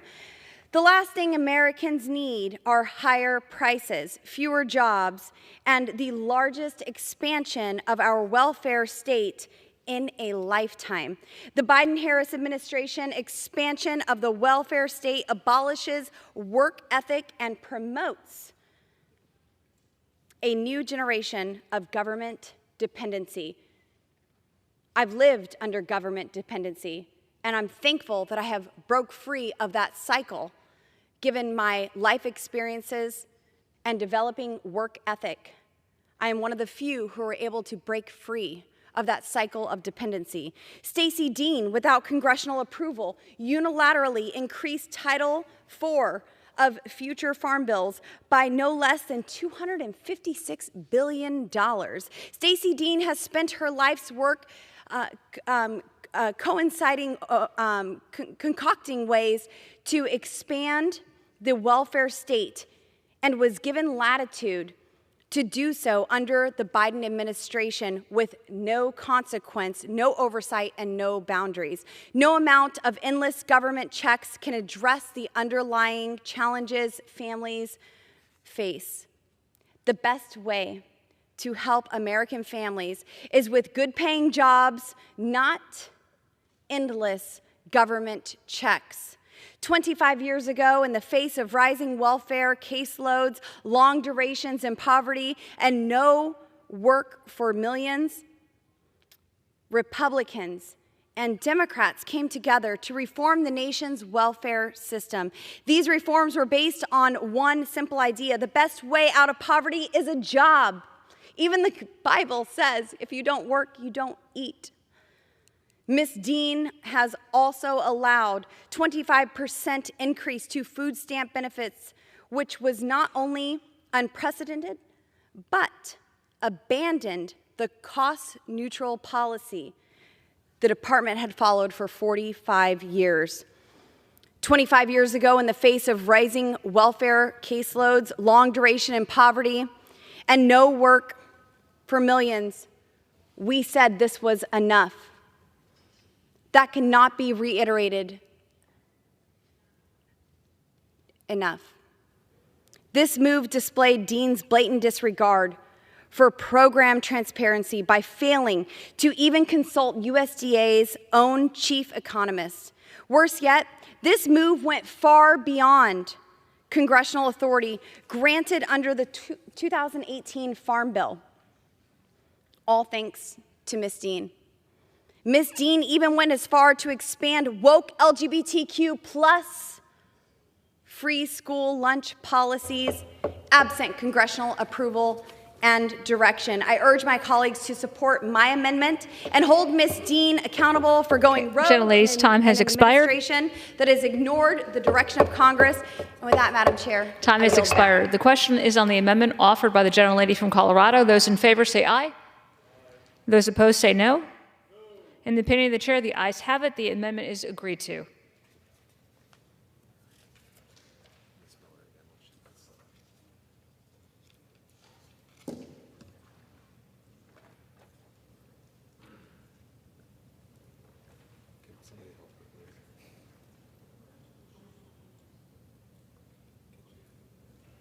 So it's now in order to consider amendment number 78, printed in Part F in House Report 118-216.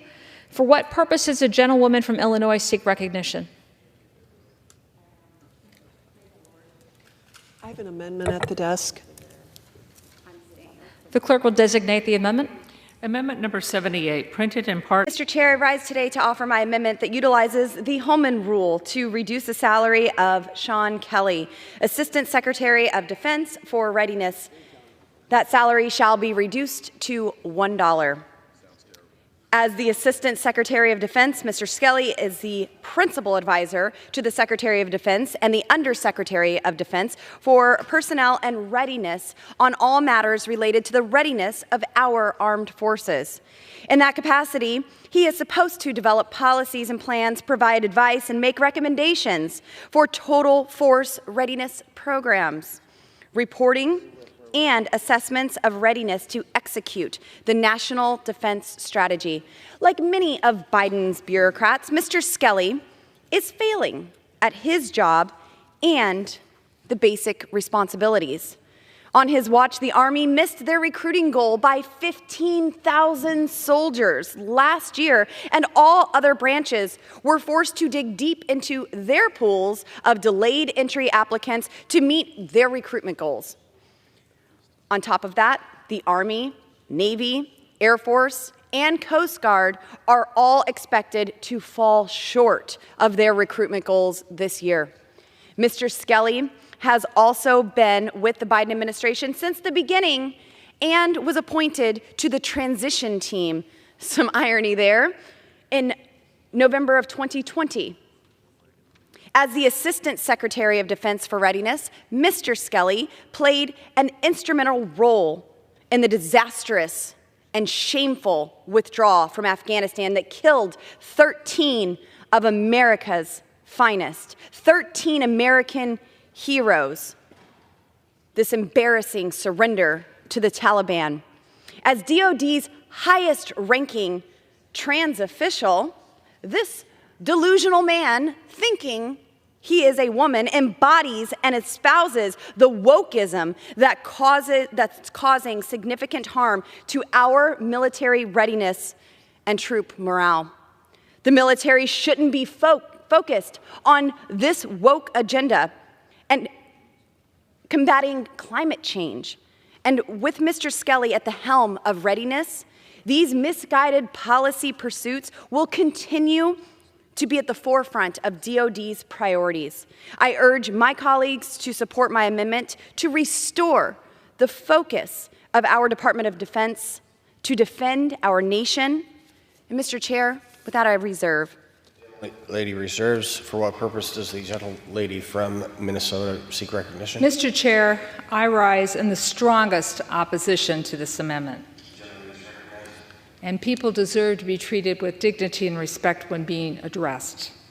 Assistant Secretary Skelly has served in her role admirably, as she has done as her time as a naval officer.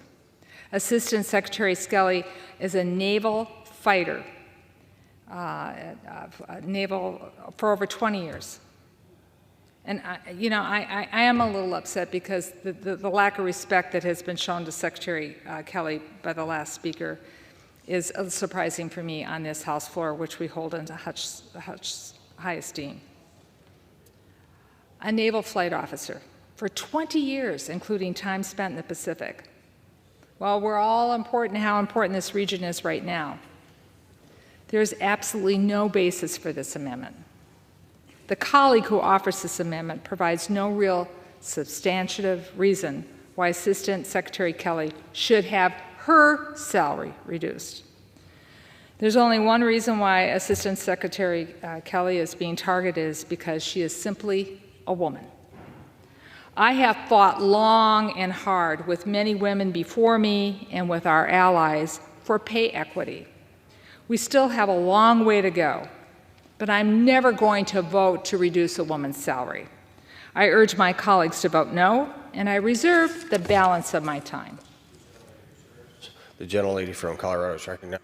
Thank you, Mr. Chair. I guess delusion runs deep in the Democrat Party. I would go on the record to say that science is a friend in this case, and sure, if you want to call Mr. Skelly a her, his chromosomes are still XY, and we trust the science over here rather than delusion and playing dress up and imaginary games with our military readiness. Our military needs to be lethal and able to defend our national security, not pander to the woke extremist left and make up fairy tales. Mr. Chair, I reserve. The gentlelady reserves. The gentlelady from Minnesota is recognized. Mr. Chair, when it comes to service of our country, there's a couple of things we ask from people. To take a loyalty oath, they do that. To pass basic training and to be up and fit for the job that they're called upon to do. They do that. Secretary Skelly qualifies in all those areas. And as far as the conversation that my colleague is having, I'm not going to engage in hateful rhetoric, Mr. Chair. Instead, I want to focus on the admirable service that our transgender, gay, bisexual members do in an all-voluntary army. They volunteer to put their lives on the line. They deserve the dignity and respect this House can give them. And with that, I reserve the balance of my time.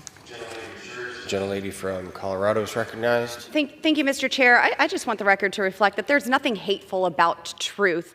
And again, I do urge my colleagues to support my amendment to restore the focus of our Department of Defense to defend our nation. So I look forward to this Holman rule being utilized to reduce the salary of Secretary Sean Skelly, the Assistant Secretary of Defense for Readiness, to $1. Thank you, Mr. Chair. I yield. The gentlelady yields back. The gentlelady from Minnesota is recognized. Well, I'm just baffled here that we can pick and choose what's science, what's not science, what is human rights and dignity and respect, and what is not human rights and dignity and respect. And I look forward to having the discussion on climate change based on science with the gentlewoman from Colorado at some point in time. And with that, Mr. Speaker, at this point, I thank all our servicemen and women for their service, their families that serve alongside of them, and I yield back. The gentlelady yields back. The question is on the amendment offered by the gentlelady from Colorado. All those in favor say aye. All opposed say no. In the opinion of the chair, the ayes have it. The amendment is agreed to. Mr. Chair? The gentlelady from Minnesota is recognized. I would like to request the roll call vote. Pursuant to Clause 6 of Rule 18, further proceedings on the amendment offered by the gentlelady from Colorado will be postponed. It is now in order to consider amendment number 153 of Part Alpha of House Report 118, TAC 216. For what purpose does the gentlelady from Colorado seek recognition? Mr. Chair, I have an amendment at the desk. The clerk will designate the amendment. Amendment number 153, printed in Part A of House Report number 118-216, offered by Mrs. Boebert of Colorado. Pursuant to House Resolution 723, the gentlewoman from Colorado, Ms. Boebert, and a member opposed, each will control 5 minutes. The chair recognizes the gentlewoman from Colorado. Thank you, Mr. Chair. I rise in favor of my amendment, which will reduce the salary of Norval Dillard, Director of Diversity and Inclusion Management at the Office of Diversity, Equity, and Inclusion of the Department of Defense, to $1.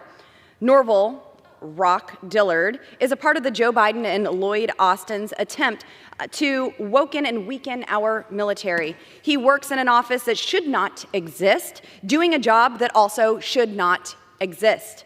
Our military is not a social experiment, and we definitely should not be treating it like one or spending taxpayer dollars to do so. Woke ideology undermines military readiness. It undermines cohesiveness by emphasizing differences based on race, ethnicity, and sex. It undermines leadership authority by introducing questions about whether promotion is based on merit or quota requirements. It leads to military personnel serving in specialty areas for which they are not qualified or ready. It takes time and resources away from training activities and weapons development to contribute to readiness. Unelected bureaucrats at the DoD need to be held responsible for their failed leadership, which has distracted from DoD's mission and jeopardized the United States military's ability to defend our country. From the botched Afghanistan withdrawal that left 13 American soldiers dead, to the implementation of a woke agenda that has weakened our military and caused recruitment to suffer, bureaucrats like Norval Dillard have continued to put leftist agendas ahead of our national security. The federal government's obsession with diversity, equity, and inclusion needs to come to an end, especially at DoD, where our brave service members volunteer to put themselves in harm's way to fight for freedom. They don't care about the skin color of their brothers and sisters in uniform. They care about completing the mission and going home to their families. Our Defense Department should have the same mindset. I urge my colleagues to support my amendment to restore the focus of our Department of Defense to defend our nation. Mr. Chair, I reserve. The gentlelady reserves. For what purpose does the gentlelady from Minnesota seek recognition? Mr. Chair, I rise in strongest opposition to this amendment. The gentlelady is recognized for 5 minutes. Dr. Dillard has dedicated his life to service to the United States. Commissioned in the United States Army in 1981, he served for 26 years, a retired colonel after numerous command and staff positions, and I thank him for his service. His current position as Director of Diversity and Inclusion, he provides oversight and guidance to individuals working across the Department of Defense on these issues, and he has had experience to know where improvement can be made. The goals of the Office of Diversity and Equity and Inclusion promote the Department of Defense culture of dignity, respect, and values diversity and inclusion and readiness imperatives. The department executes Secretary of Defense direction to, quote, take care of our people. And that's about supporting both the service member and their family, regardless of who they are. It's about having their backs while they put their lives on the line in the defense of this country. The chairman and others in this room are fond of Ronald Reagan's so-called, and I'll offer up the quote, government's first duty is to protect the people, not to ruin their lives.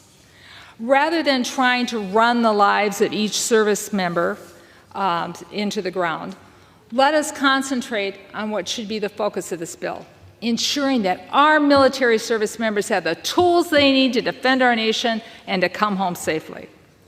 Need I remind everyone in the room, we are in the middle of a recruitment crisis, and the chair and I have heard why we're in the middle of a recruitment crisis. And many companies, private businesses are in the middle of a recruitment crisis. And what are they doing? They are opening up positions for diversity and inclusion to make sure people know that they're welcome in their companies. We want to make sure that people are welcome in the Department of Defense. We must find ways to attract young people to choose to serve this country, to know that their service will be honored. If they feel that serving in different branches of the department will open them up to ridicule, disrespect, or worse, why would they volunteer to serve and put their life on the line? Mr. Dillard is trying to ensure that all feel welcome and that he should not be vilified for that. He should be applauded. Let's stop the attacks on building a diverse force that represents all of America. Mr. Chair, I remember as a young high school student, I'm not afraid to admit my age with my gray hair, in 1972, all the discussions about women in the military academy. That was a radical idea. You know what the military had to do? They had to go out and they had to recruit and they had to show that they wanted the diversity, they wanted the respect. And I'm proud I do that with my military academies where I have Hmong and African Americans and people from different sexual orientations apply to serve in our country. They put their lives on the line. Duty first for them. So let's stop attacks on building a diverse force. And I urge my colleagues to vote no on this amendment, and I reserve the balance of my time. The gentlelady reserves. The gentlelady from Colorado is recognized. Thank you, Mr. Chair. My colleagues on the other side of the aisle agree that there is a recruitment crisis. Why is that? I think it's because our brave men and women who put their lives on the line to serve our nation dutifully, with honor, they don't see a true commander-in-chief in office. They don't see true leadership that they could be proud to serve alongside, to serve under.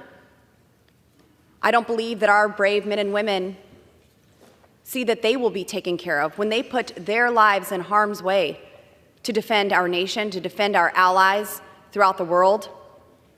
Let me ask my colleagues a broad question. This Office of Diversity, Equity, and Inclusion, did that save our 13 service members in Afghanistan, or did it distract from the actual mission?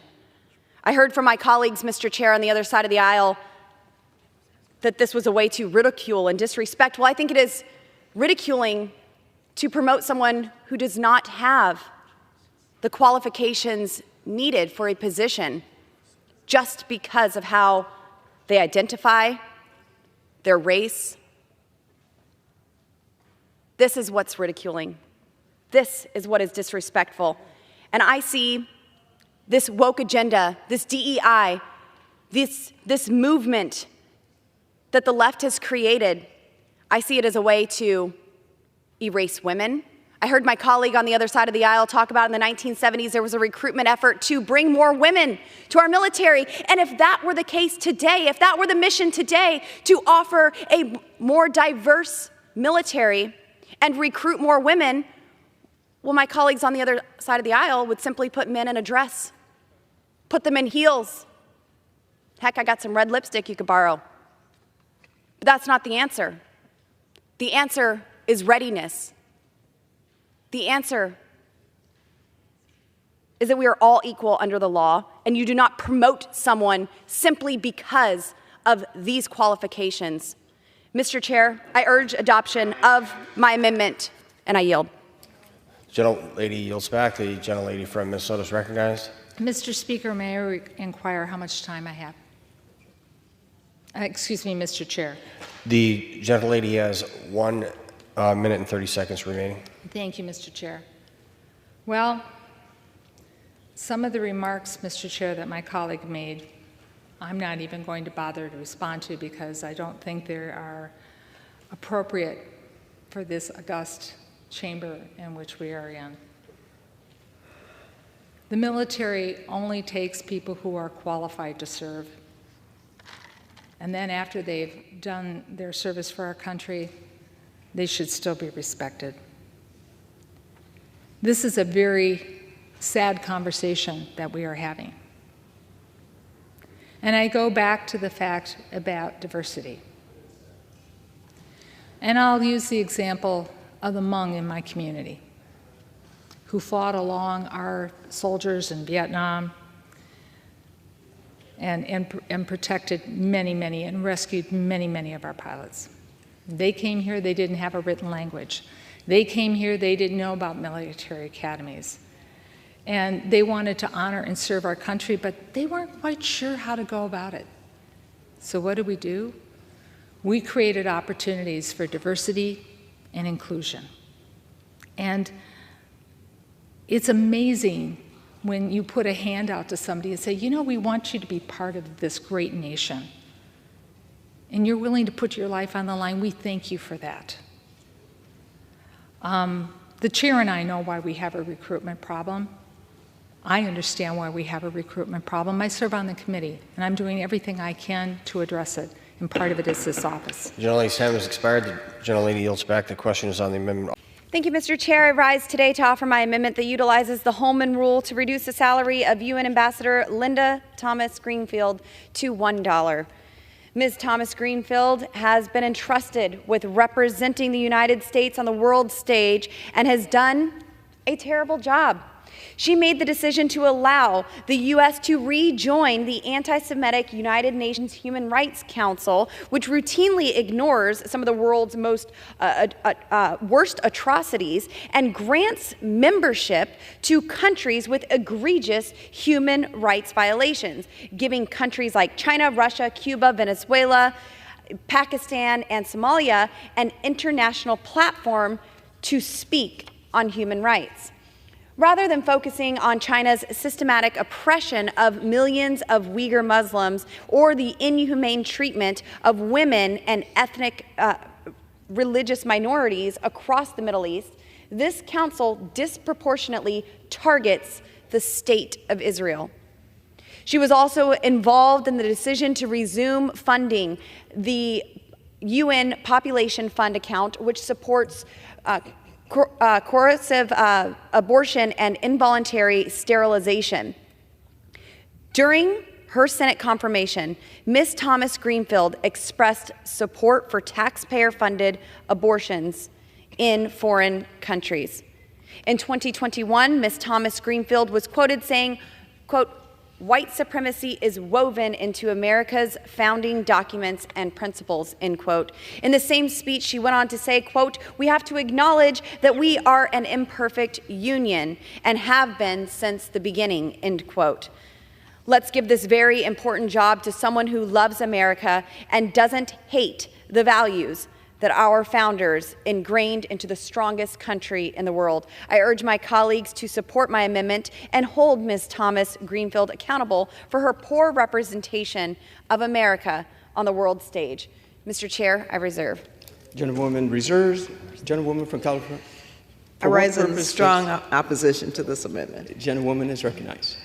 Mr. Chairman, really, it's quite, as I said earlier, it's quite despicable to target dedicated public servants and threaten their livelihoods. public servants doing their jobs and carrying out the policies of this administration or any administration, they deserve to be commended, not demonized. Our government is dependent on being able to attract the best talent to bring their skills to public service, especially when, in most cases, they could earn much more in the private sector. Who is going to be willing to do that if their names can be dragged through the political mud? Ambassador Thomas Greenfield retired as one of our most distinguished Foreign Service officers after 35 years of service to this country. She returned from retirement in order to take on her current role as United Nations ambassador, and she represents the United States admirably each and every single day. This is how we solve our policy differences. We should not make it personal and about people doing their job. I've worked with and have known Ambassador Thomas Greenfield, and all of the unbelievable bashing of who she is and her credentials and what she has provided for this country is unacceptable, and it's disgusting. I urge my colleagues to oppose this amendment. Does the I gentlewoman reserve the balance of my time. I reserve. Gentlewoman reserves. Gentlewoman from Colorado is recognized. Mr. Chair, I reserve. Gentlewoman reserves. Gentlewoman from California is recognized. Once again, I hope that the gentlelady and others really understand that public service is public service. This is not a private corporation. This is our federal government. This is who we are as a country, and bringing forth our efforts to achieve global peace and security in the world, and to continue to try to demonize our public servants is something that hopefully our young people are totally ignoring, because we want them to come on board as Foreign Service ambassadors on behalf of this country. I yield back. Gentlelady yields back. Gentlewoman from Colorado is recognized. Thank you, Mr. Chair. I once again urge my colleagues to support this amendment to hold Ms. Thomas Greenfield accountable. This is an unelected rogue bureaucrat, not a public servant. This is someone who has not taken her role seriously. Being involved in the decisions to resume funding the UN Population Fund account, which supports these coercive abortion and involuntary sterilization. This is absolutely grotesque to me. There's many other reasons that I've listed here that we should be utilizing this Holman Rule to hold this unelected rogue bureaucrat accountable, and I urge adoption of my amendment. Mr. Chair, I yield. Gentlelady yields. The question is on the amendment offered by the gentlelady from Colorado. Mr. Chair, I have an amendment at the desk. The clerk will designate the amendment. Amendment number 49, printed in Part D of House Report number 118-216, offered by Mrs. Boebert of Colorado. Pursuant to House Resolution 723, the gentlewoman from Colorado, Ms. Boebert, and a member opposed each will control 5 minutes. The chair now recognizes the gentlewoman from Colorado. Thank you, Mr. Chair. I rise today to offer my amendment that utilizes the Holman Rule to reduce the salary of the department's acting chief diversity and inclusion officer, Constance Mayer, to $1. Simply put, Ms. Mayer is working in an office that should not exist, doing a job that should not exist. In addition to hundreds of ambassadors, the department already boasts a whopping 55 special envoys, representatives, and coordinators with overlapping responsibilities. Special positions, like Ms. Mayer's, often create both resentment within the department's existing bureaucracy and confusion among foreign governments as to who is actually setting policy.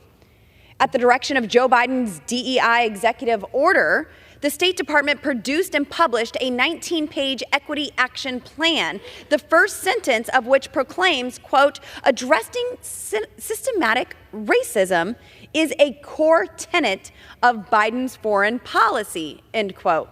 The core problem with this plan is that it does not identify a clear set of problems, and it does not prescribe specific measurable solutions.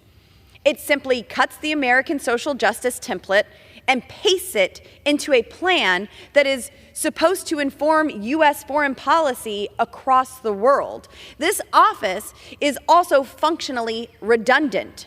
To the extent that it has a mission, the responsibilities of the Chief Diversity and Inclusion Officer overlap with the Office of Civil Rights, which is charged with propagating, quote, fairness, equity, and inclusion at the Department of State, end quote. This job is yet another unaccountable, ideologically motivated, politically charged senior office with vague goals and no yardsticks for measuring success. The federal government's obsession with diversity, equity, and inclusion needs to come to an end. I urge my colleagues to support my amendment to remove this unnecessary position that has proven to undercut our core American values and waste more taxpayer dollars. Mr. Chair, I yield. Gentlelady yields. For what purpose does the gentlelady from California seek recognition? I rise in strong opposition to this amendment. Gentlelady is recognized. Mr. Chairman, this amendment would decrease the salary of a career public servant to $1. Why? Because this individual is the acting chief of the Office of Diversity and Inclusion. The mission of the office is to build and support a workforce at the State Department that reflects the people of our nation. The State Department is an essential component of our national security. The gentlelady talked about no clear set of problems that exist. Well, you know what? The clear set of problems is systemic racism. It's discrimination. It's the lack of equal opportunity within our foreign service. That's all. Conducting diplomacy that serves the interests and honors the values of the American people requires a Department of State that reflects the rich diversity of our nation. Otherwise, if it doesn't, then that's a very unfortunate and very backward perspective, given the fact that discrimination is still alive in America. It's alive and well. Our diversity, once again, is our national strength. It's a comparative advantage that we have for our engagement and leadership in a diverse world. This individual has over 30 years of State Department experience. She should not be personally demonized and targeted for her work on behalf of our nation. What she is doing is trying to ensure that we honor our pledge to live up to liberty and justice for all, and it's going to take some intentional work of the State Department to correct hundreds of years of racism. I yield. I reserve the balance of my time. Gentlelady has the only remaining time. The gentlelady from California has the only remaining time. I yield 2 minutes now to the gentlewoman from Texas, Ms. Jackson-Lee. The gentlewoman from Texas is recognized. Mr. Speaker, I am so proud to be an American. And I'm proud to be an American because the world watches as this experiment of so many different communities, racial and ethnic and religious groups have come together. And by and large, we have been successful by our United States military, by our educational system, by our neighborhoods, and so proud to be a Houstonian, an eclectic city with so many different wonderful, diverse communities, including the LGBTQ plus community. And so I rise today with shock and dismay because my good friend from Colorado has followed a train wreck of amendments against those of color and diversity, as well as the LGBTQ plus community. Day after day, after all of these appropriations, these poison pill riders of getting rid of the Civil Rights Office, getting rid of the Diversity and Inclusion Office is absolutely absurd. And why? Because I lived exclusion in this nation. But it didn't make me bitter. We worked, we struggled, we marched, we died. Those in the civil rights movement died. Dr. King was killed because he insisted on a place that the character of your integrity would not discriminate because of the color of your skin. Some have turned that around. But what he was saying is that race exists, and it still does, in discriminating against people that are different and diverse. Why did I have honors classes and yet no college recruitment came, or I was not invited to any college recruitment in my high school? Why did I not have an acceptance in any college because of not being drawn to any college recruitment? Because of For the what purpose difference. does the gentlelady from Colorado seek recognition? Mr. Chair, I request unanimous consent to reclaim the balance of my time. Is there objection? Without objection, so ordered. Thank you, Mr. Chair. I just want to clarify once again, this office of the diversity inclusion officer should not exist. This office is functionally redundant to the extent that it has a mission. The responsibilities of the Chief Diversity and Inclusion Officer overlap with the Office of Civil Rights, which is charged with propagating fairness, equity, and inclusion at the Department of State. This is yet another unacceptable, ideologically motivated, politically charged senior office with vague goals and no yardstick for measuring success. That is why I'm offering this amendment to reduce the salary of the department's acting Chief Diversity and Inclusion Officer, Constance Mayer, to $1. Mr. Chair, I yield back the balance of my time. Gentlelady yields back. The gentlelady from California is recognized. No. Oh, do I have any time? Mr. Chairman, how much time do I have left? 1 minute. 1 minute? Oh, I'll yield 1 minute to the gentlelady from Texas to close. I thank you so very much. Gentlelady from Texas is recognized. Thank you so very much. It is not an ideological office. The gentlelady didn't hear. There's been racism, there's been discrimination, and we have not accepted the fullness of the wonderment of America. We now insult a full-time, dedicated employee.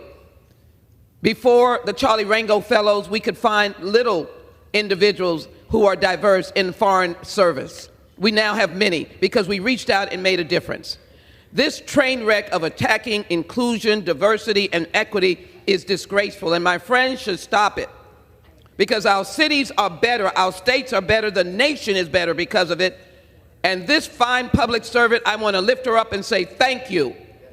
And you should cease and desist eliminating civil rights, diversity, and inclusion, because it hurts people and harms people whose very heritage is tied up to a history of racism and people who died fighting for justice and equality for all of America, so that Houston and New York and California and all the states can be a level of justice. The gentlelady's time has expired. All time for debate has expired. The question is on the amendment offered by the gentlelady from Colorado. Those in favor say aye.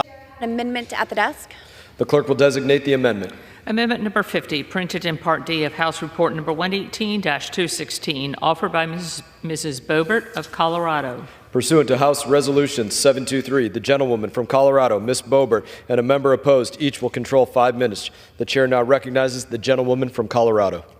Thank you, Mr. Chair. I rise today to offer my amendment that utilizes the Holman Rule to reduce the salary of Palestinian Affairs Officer George Knoll to $1. On March 13, the Office of Palestinian Affairs in the U.S. Embassy in Jerusalem posted on Twitter photos of its director, George Knoll, visiting the tomb of Lazarus north of Jerusalem. The post referred to the tomb as, quote, an important religious site maintained by the Palestinian Authority's Ministry of Tourism, end quote. Mr. Knoll praised the Palestinian Authority's, quote, work preserving beautiful historical and religious sites like this throughout the West Bank, end quote. We all know the truth. Instead of preserving beautiful historical and religious sites throughout Judea and Samaria, the Palestinian Authority is deliberately destroying them. Shortly after this exchange, the State Department published its country report on human rights practices. The section on Israel was incredibly hostile. This report attacks Israel for denying prison furloughs to Palestinian terrorists, fighting terrorism, and preventing unrestricted illegal immigration. From Noel's praise for the Palestinian Authority, which is committed to erasing Jewish history, to the State Department's denunciation of Israel's right to defend itself and enforce its laws, the Biden administration's abusive treatment of Israel needs to end. As we all know, the Palestinian Authority is also known to pay the families of terrorists lavish monthly pensions for attacks against Americans and Israelis as a part of their so-called Martyrs Fund. The taxpayers here in this country should not be footing the bill to pay a government employee to praise a terrorist organization. I urge my colleagues to support my amendment. Mr. Chair, I reserve. Gentlelady reserves. For what purpose does the gentlelady from California seek recognition? Yes, Mr. Chairman, I rise in strong opposition to this amendment. Gentlelady is recognized. Once again, the target of this amendment has been a career member of the Foreign Service for 26 years and served all around the world. Now, the majority already passed an amendment to defund the Palestinian Affairs Unit at the United States Embassy. It's very clear to me that what the majority is attempting to do is to decimate our Foreign Service and its public servants. And I hope the country understands what this means in terms of the lack of a presence throughout the world in our efforts to achieve global peace and security. Once again, it's a shame and disgrace, but the pattern is here. We understand the motives, and the motives are to decimate the State Department. Thank you, and I reserve the balance. Gentlelady reserves. Gentlelady from Colorado is recognized. Mr. Chair, I reserve. Gentlelady from Colorado reserves. Gentlelady from California is recognized. I reserve. Gentlelady from California has the right to close. Gentlelady from Colorado is recognized. Mr. Chair, I yield. Gentlelady yields. I urge my Gentlelady from colleagues California. to oppose this amendment. I yield back. Gentlelady yields back. It is now in order to consider amendment number 50, printed in Part B of House Report 118-216. For what purpose does the gentlewoman from Colorado seek recognition? I-55.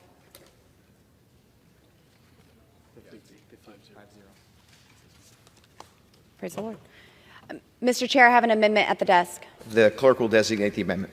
Amendment number 50, printed in Part B of House Report number 118-216, offered by Mrs. Boebert of Colorado.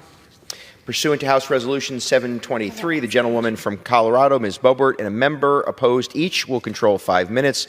The chair recognizes the gentlewoman from Colorado.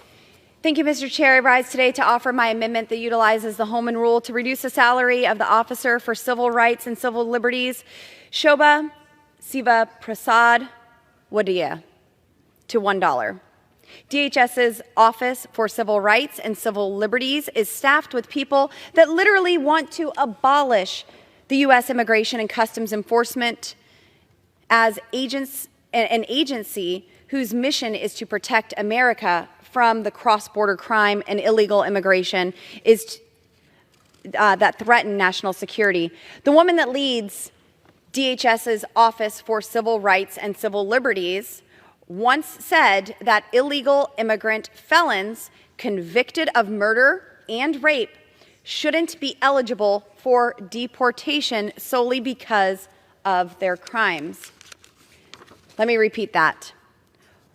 Wadea believes that illegal immigrant felons convicted of murder and rape should not be deported. She's also advocated for purging the term illegal immigrant and tried to humanize illegal immigration in order to allow mass illegal immigration.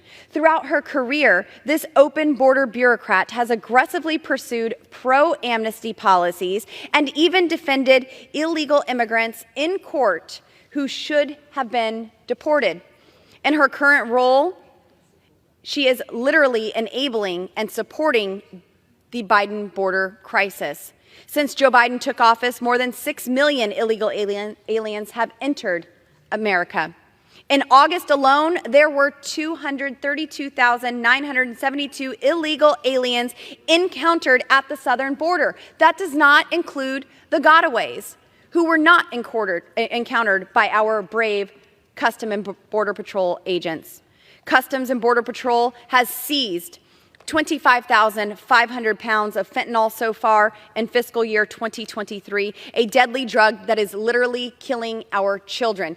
25,500 pounds is only what was seized at the border, not what is still flowing freely into our country. Biden's bureaucrats are literally allowing deadly fentanyl to easily flow into our communities. She has also been a major part of the federal government's obsession with diversity, equity, and inclusion, consistently forcing woke policies down the throats of public servants. These woke federal policies shouldn't be embedded in our nation's border and national security policies. These misguided agency initiatives need to come to an end. My amendment is supported by the National Immigration Center of Enforcement Numbers USA and the American Accountability Foundation. I urge my colleagues to support my amendment and hold Shobha Wadia accountable for her going rogue in an administration that has ignored the rule of law and has facilitated the worst border crisis in our nation's history. Mr. Chair, I yield. Does the gentlelady reserve? Yes, I do. Thank you, Mr. Chair. Gentlelady reserves. For what purpose does the gentleman seek recognition? Mr. Chair, I claim the time in opposition. The gentleman is recognized for 5 minutes. Thank you, sir. This bill on Homeland passed June 21st, 2023. And we're in September, and we're just taking the bill right now. This bill, Homeland, got passed out of appropriations on June 21st, 23. And here we are, late at night, trying to pass a bill where there is no Senate conference. They're not even considering this bill, and we're not addressing the issue before us. And the issue before us is that the last government shutdowns were under Republican House majorities. In fact, the longest shutdown in history was a Republican House and a Senate with Trump at the White House in 2018. Again, in November 13, 1995, December 15, 1995, September 30th, 2013, June 19, 2018, December 21, 2018, Republican-controlled houses had a shutdown. 5 of them that we're looking at, 5 of them, and I think we're going to have the 6th one, because again, this bill passed on June 21st of 2023, and here we are in the middle of the night trying to decide. So instead of focusing on what we ought to do to make sure we don't have a government shutdown, we're focusing on a bill that might pass over to the Senate, but there's no conference committee. So what are we going to do at 12:01? Again, if we have a problem or difference, should I say a difference in policy, I'm ready to sit down. I don't want to see open borders. I want to make sure that we support Border Patrol. I don't just go visit the border. I live there. I go with Border Patrol to church. I see them at the stores. Our kids go to school. And again, I want to make sure that we support our men and women in green. But again, this amendment is unconstitutional. When you target salaries, the Supreme Court has already said, United States versus Love, the Supreme Court in 1946, it is constitutional. The Bill of Attainder clause of the Constitution again says that you cannot provide punishment without due process. So again, if we have a difference, let's do it. But you know what? We should have been doing this on June 22nd, a day after we pass it. But here we are in the middle of the night, 9:10 p.m. Eastern Time, and we're talking about passing a bill that the Senate is not even considering right now. So with that, I want to sit down with my good friend from Colorado and my chairman, Mr. Joyce, but this is not the time to be talking about taking people's salaries away. Again, I yield back the balance of my time, and I ask members to vote no. The gentleman yields. The gentlewoman is recognized. Thank you, Mr. Chair. Legislating is beautiful. It's great to actually be down here debating the real issues that Americans are faced with day in and day out. I do agree with my colleague on the other side of the aisle that we should have been debating this bill June 22nd. But here we are, and it is our responsibility to pass these appropriations bills, 12 individual appropriations bills in total, to the Senate. What the Senate does is up to them and their chamber, but this is our House. And it is our responsibility to do our part of our jobs, and that is exactly what we are doing tonight. I, too, would like to see our border secured, and I look forward to my colleague on the other side of the aisle joining us to support H.R. 2 to secure the border, because I can tell he's very, very enthusiastic about actually accomplishing something rather than just throwing money at a problem and creating more processing agents. I can see the sincerity, hear the sincerity in his voice that he wants a secure nation and secure borders, especially since he represents a district on the southern border and encounters our brave Border Patrol agents each and every day. And my colleague has brought up several times tonight that you cannot have punishment without a trial. Well, this Holman Rule is part of our House rules. We are a self-governing majority rule body. The Holman Rule is here in place to hold unelected bureaucrats accountable. And if my colleagues on the other side of the aisle have any sort of qualm with punishment without trial, I would encourage them to visit our January 6th prisoners in the D.C. jail. Thank you. I yield. The gentlewoman yields. The question is on the amendment offered by the gentlewoman from Colorado. Those in favor say aye. Aye. Those opposed say no. In the opinion of the chair, the ayes have it. Ask for a recorded vote. Pursuant to Clause 6 of Rule 18, further. Thank you, Mr. Chair. I rise today to offer my amendment that redirects $5 million from government bureaucracy to active forest management activities at the U.S. Forest Service to prevent catastrophic wildfires and save lives. Each year in the United States, about 65,000 wildfires burn more than 10 million acres. Wildfires kill people and destroy everything they own, including their homes and sentimental family heirlooms that can never be replaced. Some of the stories of loss I have heard from people in my district are truly heartbreaking. Our forests are overgrown and poorly managed, making them more susceptible to catastrophic wildfires. We can reduce the size and severity of wildfires through active forest management, which will also protect our watersheds and municipal water supplies. A healthy forest means healthy watersheds.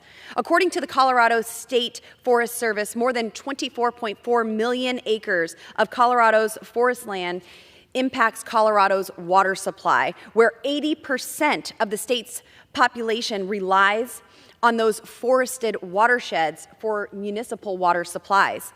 Healthy forests act as a natural water filter and storage system and are critical to maintaining healthy watersheds. In the United States, forests are a source of drinking water for over 180 million people. Historically, wildfire suppression has consumed more than 50% of the Forest Service's budget.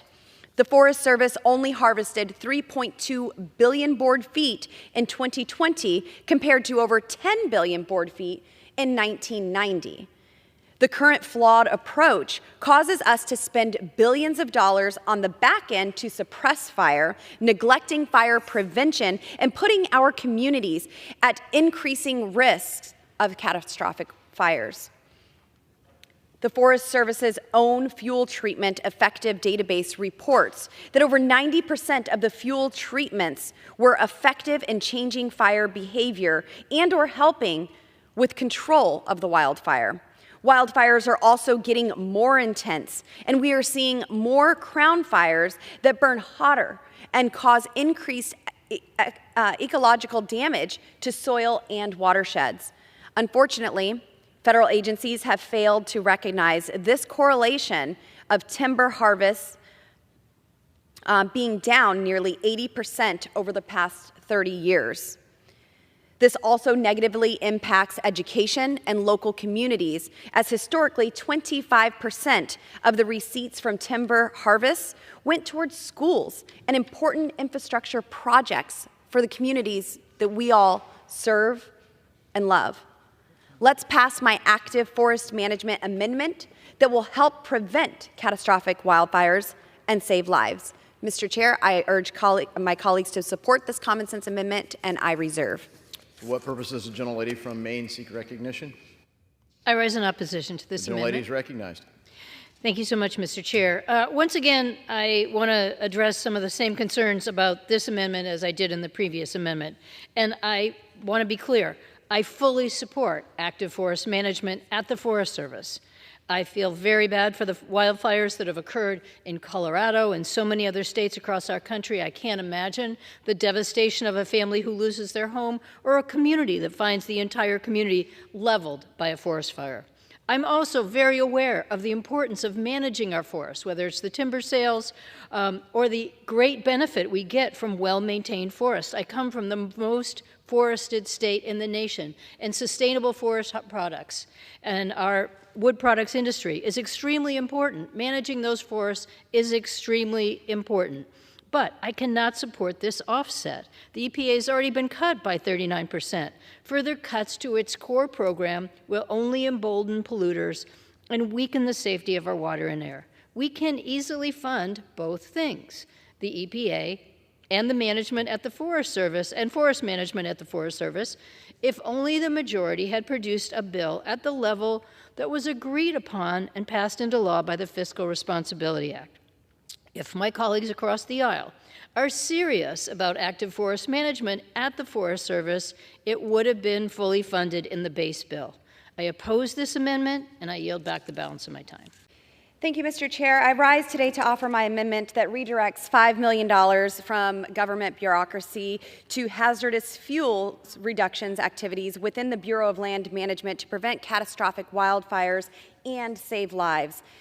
The year I was elected to office, Colorado suffered the worst fire season in Colorado history, with the 3 largest recorded wildfires we have ever had. Hundreds of homes were destroyed and evacuated as Coloradans endured more than 100 days of fire. The Cameron Peak Fire burned more than 208,000 acres and more than 460 structures to the tune of $6 million in property losses. The East Troublesome Fire on the border of my district killed 2 people. Coloradans also suffered severe health issues resulting from significant smoke from these fires. Wildfire smoke causes serious disorders, including eye and respiratory tract infections, reduction of lung function, bronchitis, exacerbation of asthma, and even premature death. Catastrophic wildfires also cause significant damage to the environment. A few years ago, NASA concluded that one catastrophic wildfire can emit more carbon emissions in just a few days than all the vehicle emissions in an entire state over the course of an entire year. Decades of mismanagement has left our nation's federal lands vulnerable to insects and disease and ripe for a catastrophic wildfire. The good news is there is finally significant bipartisan support throughout the country to prevent wildfires, and the Forest Service is seeking to treat 20 million acres of national forests and grasslands and 30 million acres of state, local, tribal, and private lands over the next 10 years. However, we need to do more, as federal agencies have stated that more than 1 billion acres throughout the country are currently at risk of catastrophic wildfires. Our federal lands are overgrown and poorly managed, making them more susceptible to wildfire disease and bark beetle attacks.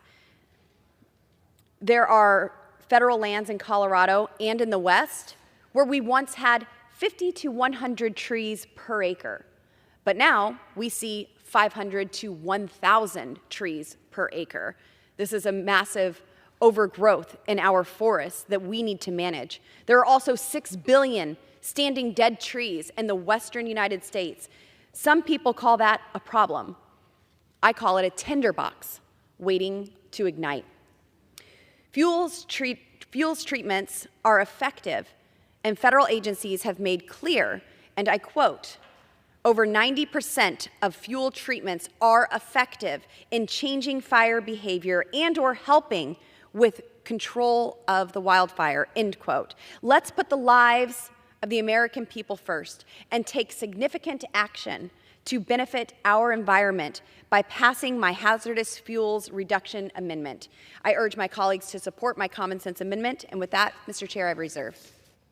For what purpose does the gentlelady from Maine seek recognition? Thank you, Mr. Chair. I rise in opposition to this amendment. The gentlelady is recognized. Thank you. Look, I want to be clear. I fully support hazardous fuels reductions activities at the BLM. I am so sorry for the wildfires that have occurred in Colorado and so many other states across our nation. And I come from the most forested state in the nation, the state of Maine. We know the importance of good forest management, and we know how important this is. But I absolutely do not support the offset. The EPA has already been cut by 39%, and further cuts to its core programs will only embolden polluters and weaken the safety of our water and air. We could easily fund both things, the EPA and forest management at the Forest Service, if the majority had produced their bills at levels that were agreed upon and passed into law in the Fiscal Responsibility Act. If my colleagues across the aisle are serious about managing hazardous fuels at BLM, it would have been fully funded in the base bill. I oppose this amendment, and I yield back the balance of my time. The gentlelady from Colorado is recognized. Thank you, Mr. Chair. I don't think that this is anything that is something that should be opposed. Redirecting $5 million from government bureaucracies to hazardous fuels reduction activities, this is very common sense. We are to be good stewards of our land, and part of that is being proactive rather than reactive. And again, I urge adoption of my amendment, and Mr. Chair, I yield. The question is on the amendment offered by the gentlelady from Colorado. Those in favor say aye. Those opposed say no. The woman from Colorado is recognized. Thank you, Mr. Chair. I rise today to offer my amendment to prohibit funding for the bicycle subsidy benefit program at the Department of Interior. I wish I were kidding. The DOI bicycle subsidy benefit program provides taxpayer dollars to DOI employees and paid student interns or unpaid student volunteers for the purchase, improvements, repair, storage, and/or maintenance of a non-motorized bicycle that is used as a primary means of commuting to and from work, as well as a monthly stipend. Can't make this up.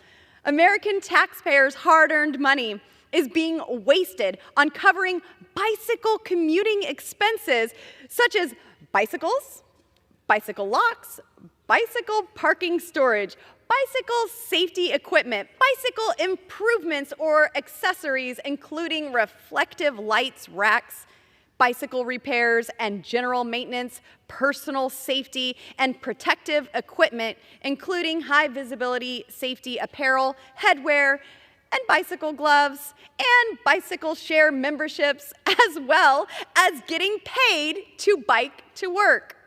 DOI employees are going to bike to work because they want to bike to work, not because taxpayers are being forced to shell out $20 a month to federal bureaucrats that participate in this absurd and ridiculous program. Coloradans across my district are struggling right now as they deal with the disastrous effects of Joe Biden's destructive economic policies. The Biden administration has unleashed record inflation on Americans that has decimated our bank and retirement accounts, increased gas prices to record levels, raised utility bills, drove up grocery prices, and made it harder to live for all American people. The primary root cause of this record-breaking inflation was trillions of dollars of wasteful federal spending. This excessive spending has real-life consequences.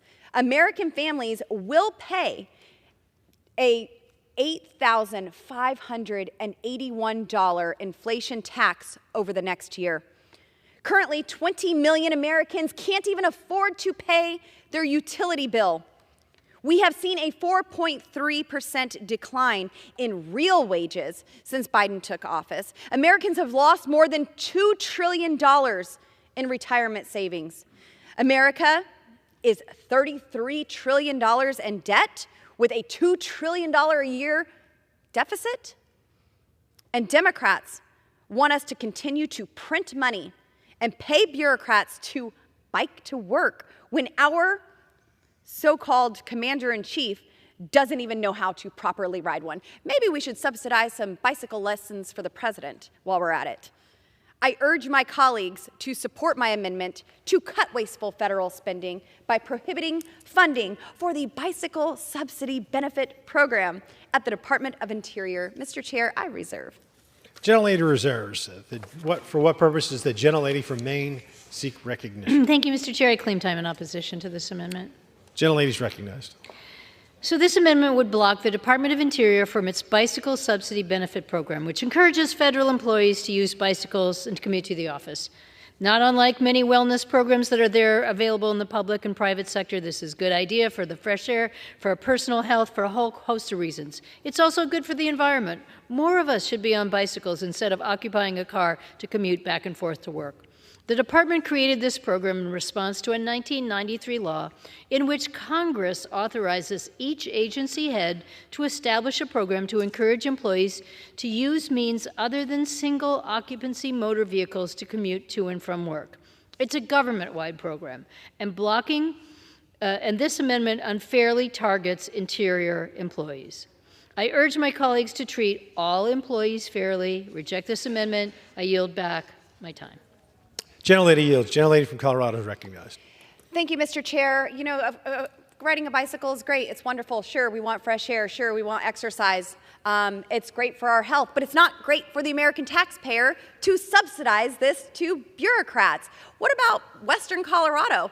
Are we going to subsidize our Bureau of Land Management personnel to ride in horses to work? Do we pay for their feed, for their lot storage? Do we get to pay for all of that as well? It's never ending. And the gentlelady pointed out that this unfairly targets DOI. I'm happy to defund this program in every agency across the federal government. We just happen to be speaking about the Department of Interior right now. Mr. Chair, I urge adoption of my amendment, and I yield. Gentlelady yields. House Resolution 838, the gentlewoman from Colorado, Ms. Boebert, and a member of the opposition will each control 5 minutes. The chair recognizes the gentlewoman from Colorado. Thank you, Mr. Chair. I rise today to offer my amendment that utilizes the Holman Rule to reduce the salary of Director of Bureau of Ocean Energy Management, Elizabeth Klein, to $1. Ms. Klein is a radical environmentalist and a partisan hack comprised by special interests and mired in ethical conflicts. Her conflicts of interest were so severe that even Senator Manchin voted to block her nomination as Deputy Secretary of the Interior. As Deputy Director at the New York University School of Law State Energy and Environmental Impact Center, Klein placed and paid the salaries of legal fellows in state attorneys general's offices to advance Michael Bloomberg's radical environmental agenda. The use of private money to conduct public business is ethically flawed. And Indiana's Attorney General categorized Ms. Klein's program as a, quote, arrangement through which a private organization or individual can promote an overtly political agenda by paying the salaries of government employees, end quote. In just the first year of the program, SEEIC fellows participated in filing at least 130 regulatory, legal, and other challenges to President Trump's policies. Now, Ms. Klein is working for the federal government and on the other side of lawsuits that she helped file. Under President Biden's own ethics rules, she should be prohibited from participating in matters involving her former employer. During her testimony to the House Committee on Natural Resources, I questioned Ms. Klein about her failed nomination to become Deputy Secretary of the Interior. I asked if she had been provided with a recusal list and formally requested that she provide this list to the committee. Ms. Klein told the committee that she was happy to provide the list. Shamefully, it took a letter from the committee and this aggressive committee questioning for Ms. Klein to send the committee a very delayed recusal list that should have been in place almost immediately after her hiring. Ms. Klein spent several years funneling money from Michael Bloomberg to sue the Trump administration and pay for the Green New Deal lawyers she had placed in attorneys general's offices across the country. Given her myriad of federal lawsuits and conflicts, there should be little to nothing Ms. Klein is allowed to work on at any sub-agency within the Department of Interior. Senior federal employees are required to be transparent in their ethical obligations and act impartially, placing their sole loyalty to the Constitution and the laws of the United States. Ms. Klein's history of infiltrating state governments with Michael Bloomberg minions and supporting lawsuits against the federal government makes it impossible for her to meet the ethical obligations that her position of public trust requires. Ms. Klein's continued employment as director of the Bureau of Ocean Energy Management has been ridiculed with a controversial and extensive history of ethical conflicts and is a stain on the Department of the Interior and the Bureau of Ocean Energy Management.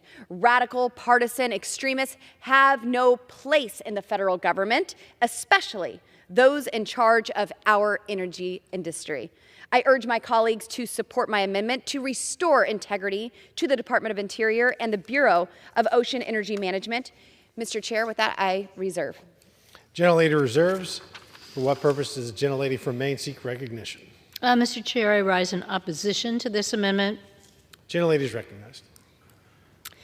Mr. Chair, this amendment is petty and punitive.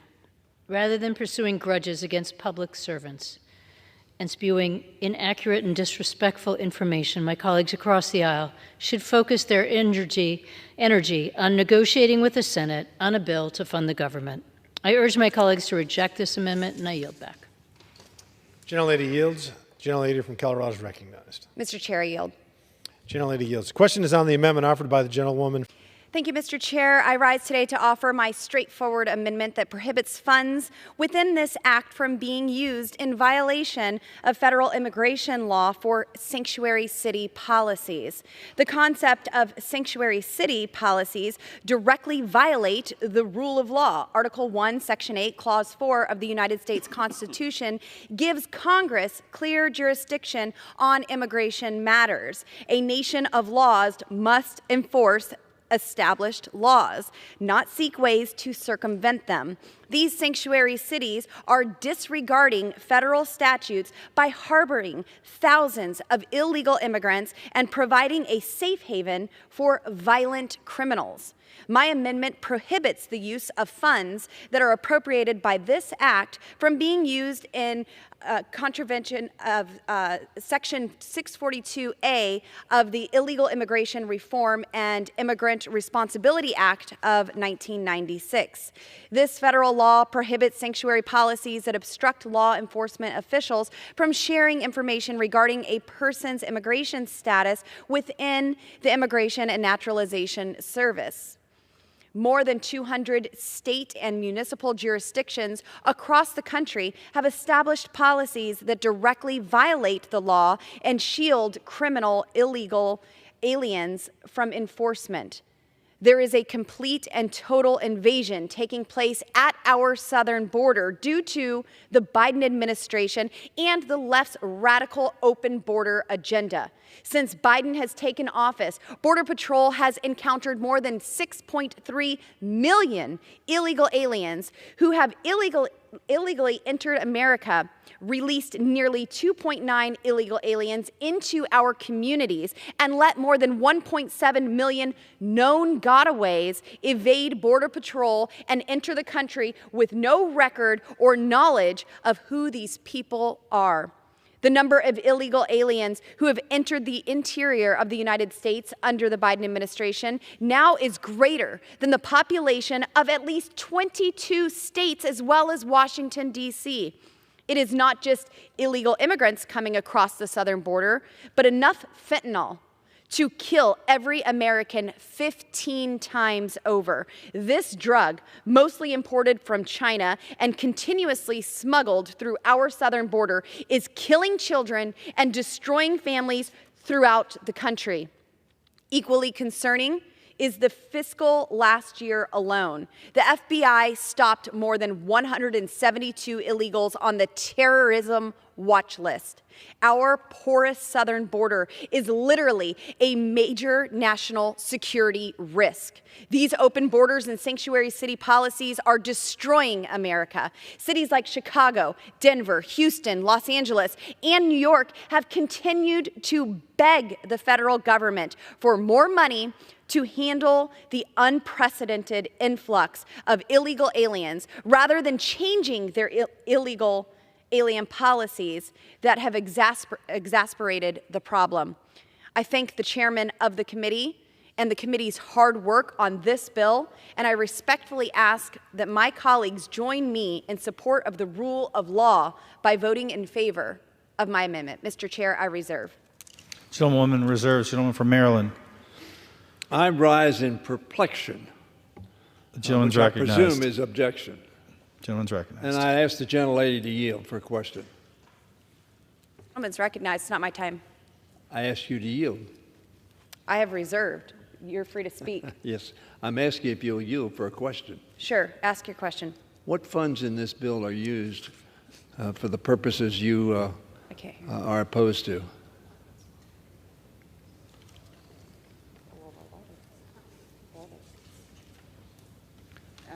Sorry, I couldn't hear the gentleman. I was getting clarification. This is precautionary.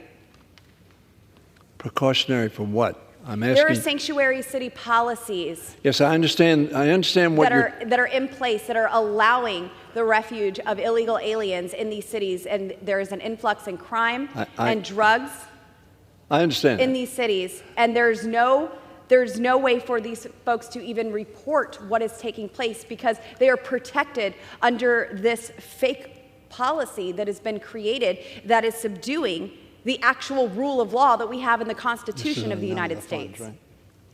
I understand that. But what you've said is none of the funds in this bill can be spent for that objective. And that is precautionary. What funds are in this bill to be spent for that objective? I have seen this administration use all sorts of funds to didn't ask protect you. illegal aliens, and this is Reclaiming my time, precautionary Ms. to ensure Boebert. that it will not be. Reclaiming my time. There are no funds in this bill to do that. So this is just an opportunity for you to stand and perhaps speak about an important subject. I understand that, but there are no funds in this bill to accomplish that objective. You don't believe the chairman would put funds in to accomplish that objective, do you? I yield. A question? Yeah. I do not trust this administration with any of the taxpayer funding that they are handling. They are mishandling our taxpayer fund. And if the gentleman says that there's no funds and agrees that this is precautionary, then I would urge that you support this amendment. Do you understand, if we do this amendment, any subject that anybody has an interest in would be subject to such an amendment? Now, the Rules Committee has waived points of order. Contrary to what they said they wanted done when we were in charge, because then they didn't want points of order so they could raise them. But there are no funds in this bill, Mr. Speaker, for the objective that the lady wants to prevent. And I guarantee you Chairman Womack would not have included any funds to protect such activity. I know him. I know he feels strong. He feels strongly about this. So this amendment has no place in this bill because there is no money in this bill. You can argue about sanctuary cities, you can argue about the border, you can do all of that, but this is not the bill to do it on. And this raises, therefore, a suspicion that somehow there's money in this bill that Mr. Womack would have put in or that I would have sanctioned to accomplish that objective.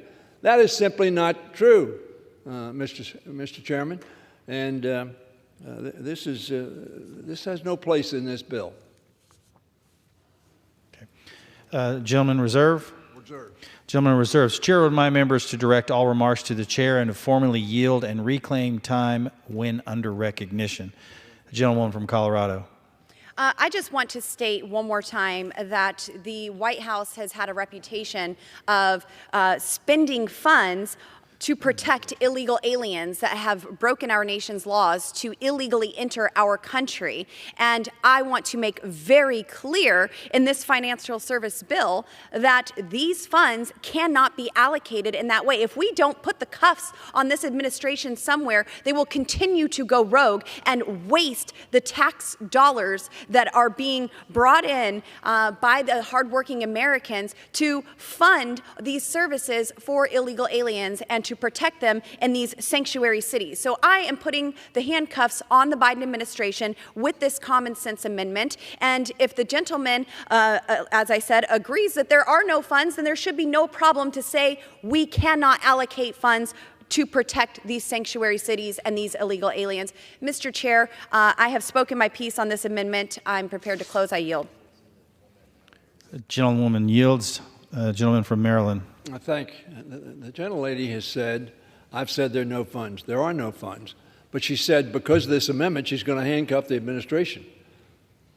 You can't handcuff the administration on prohibiting funds that don't exist. I yield back and urge opposition.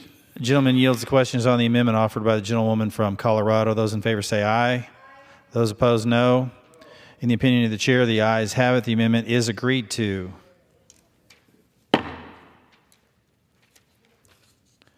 It is now in order to consider amendment number 41, printed in Part B, House Report 118-269.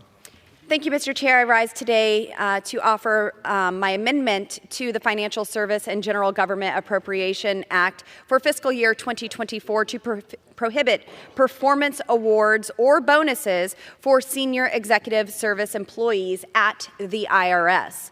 Joe Biden has weaponized the Internal Revenue Service against the American people. He started off with a big brother proposal directing the IRS to snoop on the American people's bank accounts to monitor transactions of $600 or more. He then spent $80 billion to build an army of 87,000 armed IRS agents to target middle and low-income families and small businesses with a flood of audits and draconian enforcement activities. It's clear the IRS has long lost touch with its mission to serve taxpayers. American families don't need more audits or red tape. My amendment helps return the IRS to its original mission and ensure hardworking taxpayers receive satisfactory customer service without having a fear of a supercharged IRS. We need to protect the taxpayers, rein in an unaccountable federal agency, and reverse course from this dangerous path of growing bureaucracy and heavy-handed federal government. I have a message to all of my colleagues here today. If you disapprove of the IRS leaking tax information about president's political opponents, then support my amendment. If you disapprove of the IRS targeting conservative groups for their political beliefs, then support my amendment. If you disapprove of the IRS ignoring congressional subpoenas, then support my amendment. If you disapprove of this agency stonewalling Congress, destroying evidence, and lying to the American people, then support my amendment. Finally, if you disapprove of IRS senior executives receiving bonuses for their work, then support my amendment. Again, I thank the chairman and ranking member for their continued work on the committee. And Mr. Chair, I reserve. The gentlewoman from Colorado reserves. The gentleman, for what purpose, the gentleman from Maryland? Rise in opposition. Minutes recognized for 5 minutes. It's so sad to hear on this floor assumptions made that have little or any basis in truth. It is so sad to hear a debate that if you're for or against something that's awful, then you're going to be against giving people who perform their services in extraordinary ways recognition of that, as the private sector does all the time. It is so sad to hear representation that we're eliminating gas stoves that we heard during the course of this debate on this bill, not in this instant debate, because it's totally untrue. And it's defaming. Now, luckily, for members of Congress, we're essentially constitutionally protected from defaming people. We can do that in the course of our business on the floor of the House of Representatives. But it's sad that some of us do it. It's sad that some of us demean people who are performing an outstanding, absolutely essential service for the United States government, for the people of this country, and to carry out the duties that we give them. And this assertion of this army of 87,000 people, armed guards at everybody's door, has been repeated, I think, probably 1 million times over the last 2 years or year and a half. It's not true. And they know it's not true. But they don't care whether it's true. They believe that the constant assertion of that fact, and unfortunately through social media and other means, becomes fact for people who do not know the facts. How sad that we have come to this point. And I say we've come to the point, we've been at that point probably for a very long period of time, where people assert things that are not true, but do it over and over and over again. We had a president of the United States who did that.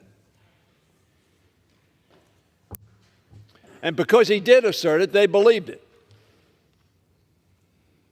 And then, of course, along comes their chief of staff and says, we knew it wasn't true, but we kept telling the American people until they believed it so much that they perpetrated an insurrection and trying to overthrow the legitimate course and duty of the Congress of the United States.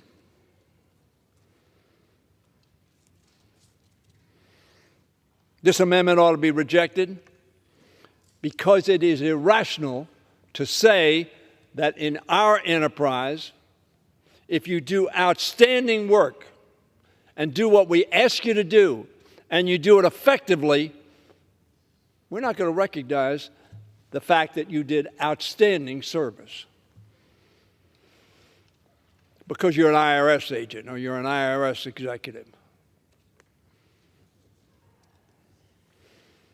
The IRS is the biggest agency in this,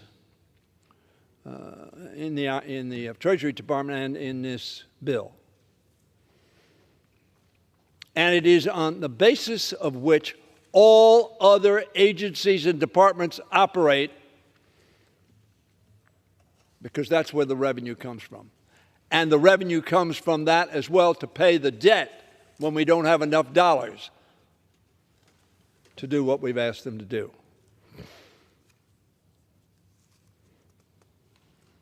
I would hope that we would not continue to defame and to demote. Maybe my hope is misplaced as we reduce federal employees one after another over and over to $1 in salary because we don't like what they do. We don't like the policies they pursue for the administration. Vote no on this amendment. The gentleman's time had expired. The gentlewoman from Colorado is recognized. Thank you, Mr. Chairman. I have never been more thrilled to be a part of the Republican Party. I would much rather stand with the American people rather than stand in this chamber and defend IRS agents, 87,000 armed IRS agents. I have seen the recruiting requirements. What's the amendment? That say you must carry a firearm and be prepared to use deadly force. This amendment is straightforward, saying we don't want to give more money to IRS agents. We do not want to give IRS agents who target conservative groups, who release tax information about the president's political opponents, who ignore congressional subpoenas. We've had IRS whistleblowers before the Oversight Committee who said that they were told that they must protect Joe Biden's son. That's why they became whistleblowers. They said enough is enough. We are here for justice. We want what is fair. We are not supporting a particular party. They see the rot within the IRS, and they came forward. I am proud to stand with the American people and say that we should not issue bonuses to IRS agents. Taxation is theft, and arming 87,000 IRS agents to go after the hardworking middle class, well, that's just flat-out armed robbery. Mr. Chair, I urge my colleagues to support my amendment, and I yield. Thank you. Gentlewoman, you. Thank you, Mr. Chair. I rise to urge all colleagues to support this amendment, which would provide for additional funding reductions for NIH. If we've learned nothing else from the executive branch's involvement and handling of the COVID-19 pandemic, at the very least, we learned just how corrupt and money-hungry the NIH as an organization truly is. It has been over 3.5 years since the initial COVID lockdowns, and the NIH continues to cover up and downplay its gain-of-function research at the Wuhan Institute of Virology. Earlier this year, the Inspector General's report found that between 2014 and 2021, the NIH did not adequately follow its policies with respect to three grants totaling about $8 million to the EcoHealth Alliance.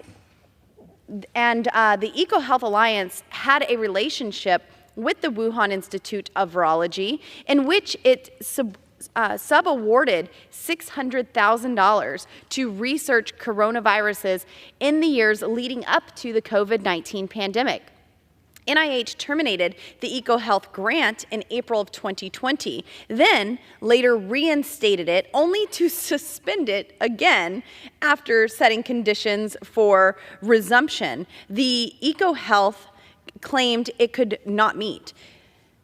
The NIH permanently terminated the award in August 2022 for compliance issues, including the Wuhan Institute of Virology's failure to provide NIH with laboratory notebooks related to the funded experiments. But then again, in May of this year, the NIH reinstated grants to renew its, quote, collaborative research to understand the risk of bat coronavirus spillover emergence, end quote. Seriously? In addition, late last year, the NIH issued a new grant to EcoHealth Alliance for a project titled Analyzing the Potential for Future Bat Coronavirus Emergency in Myanmar, Laos, and Vietnam. The grant provides EcoHealth Alliance with $653,392 covering a period until August 31st, 2027. Why is an organization that failed to comply with reporting requirements continuing to receive more and more American tax dollars? Even more disturbing, earlier this year, the acting director of NIH, Dr. Tabak, testified before the House Appropriations Committee. I asked him whether gain-of-function research was conducted at the Wuhan Institute of Virology, and he responded, no. However, in an October 20th, 2021 letter to then Oversight and Reform Committee ranking member James Comer, the NIH admitted to funding gain-of-function research on bat coronaviruses at the WIV. Ironically, Mr. Tabak authored this letter in which he stated that the, quote, limited experiment tested whether, quote, spike proteins from naturally occurring bat coronaviruses circulated in China were capable of binding to the human. ACE2 receptor in a mouse model. This is classic gain of function, and this is unacceptable. Americans deserve to know the truth, especially when their tax dollars are funding these dangerous practices. As if that were not enough evidence to justify a budget cut, the Biden administration has also inappropriately used the NIH as an extension of the president's radical, unethical policies. For instance, in April of 2021, the NIH reversed restrictions governing federal-funded research to allow the use of fetal tissue obtained from elective abortions. I am grateful the underlying bill includes several guardrails for fiscal year 24, such as prohibiting funding for unethical human embryo and aborted fetal tissue research, prohibiting any support to the Wuhan Institute of Virology, and prohibiting gain-of-function research in an adversarial country. These are good provisions, but they are simply not enough. I also recognize that the underlying bill has reduced the NIH's funding by about 12.5%, but I strongly believe a larger cut is warranted if we want the NIH to realign its priorities with congressional intent. Not only would a larger budget cut force the NIH to eliminate irresponsible spending and research, but it would also send a strong message to the Biden administration that Congress does not approve the NIH's actions. Mr. Chair, my time has expired. Gentlewoman's time has expired. For what purpose does the gentlewoman from Connecticut seek recognition? I rise to claim time in opposition to the amendment. Gentlewoman is recognized. Okay. I guess I'm having trouble listening to a series of science deniers here this afternoon. That's really troubling. The amendment would cut funding to the National Institutes of Health by an additional $3.6 billion.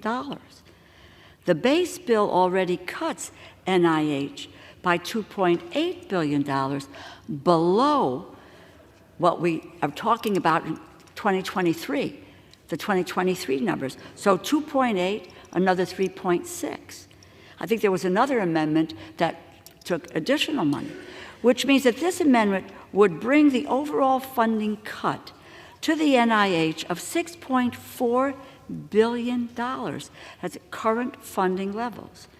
That would mean drastic cuts to life-saving research on cancer, on Alzheimer's disease, on ALS, on diabetes, on infectious diseases, and the list goes on and on and on. This amendment would cut funding to the National Cancer Institute by an additional $710 million. I'm a survivor, a 36-year survivor of ovarian cancer. I had the benefit of biomedical research. Why shouldn't other women have the benefit of biomedical research to save their lives, with ovarian cancer being one of the biggest killers of women in the nation? It would also cut funding to the National Institute of Child Health and Human Development by $175 million. It would cut funding to the National Institute on Aging by $441 million. Let's tell that to all of our elder Americans and the issues that they have as they age. And let's cut back that research. It would cut funding to the National Institute on Drug Abuse by $166 million. I continue to hear from my colleagues on the other side of the aisle about how upset they are about addiction and drug abuse and the increase of that, and what are we doing about it? Well, this research addresses that issue. And it would cut funding to the National Institute of Mental Health by $200 million. Do we not understand that we had a crisis in mental health in this country before the pandemic? And we are in a serious crisis with mental health at all ages post-pandemic. And we want to cut the money for the research for mental health?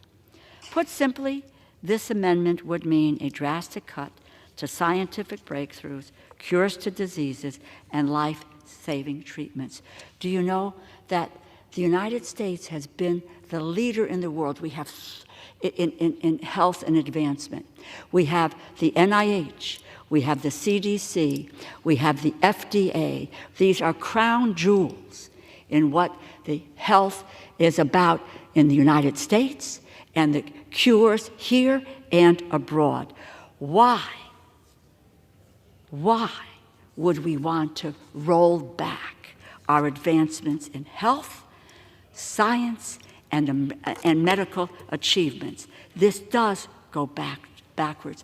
I end, which I've said on in prior amendments, our job with these bills is to save lives, not to be engaged in political diatribes.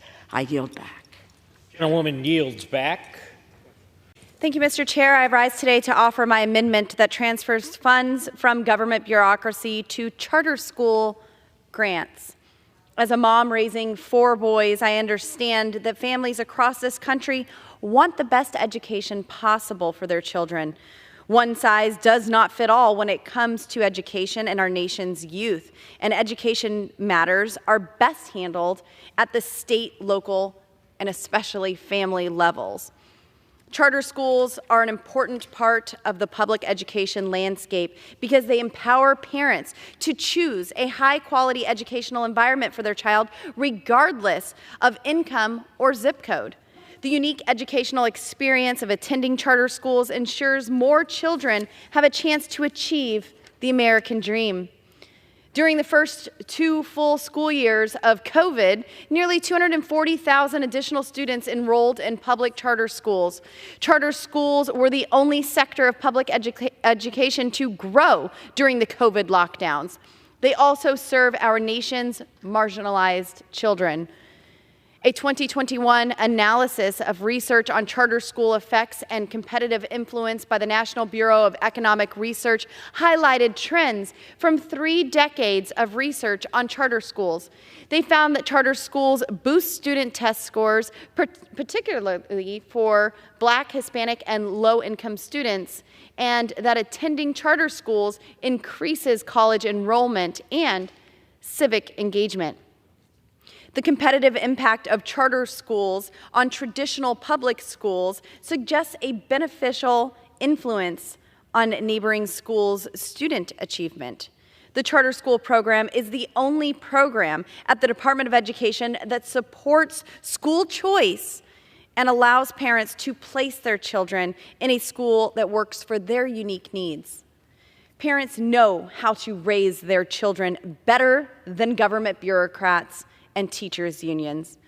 I urge my colleagues to support my amendment that transfers funds from the government bureaucracy to charter school grants. Mr. Chair, I reserve. Gentlelady reserves. For what purpose does the gentlelady from Connecticut seek recognition? Mr. Chair, I claim the time in opposition. The gentlelady is recognized for 5 minutes. I rise in strong opposition to this amendment because for me what this amendment does, it continues that road that's been laid out in this labor HH bill that where the Republicans, where the majority is moving to eliminate public education in the United States. This bill decimates public education by cutting the Department of Education by $22.5 billion, 28%. It seeks to plus up one of the only education programs that received an increase, the charter schools program. They increased it in this bill, cut everything else in public education.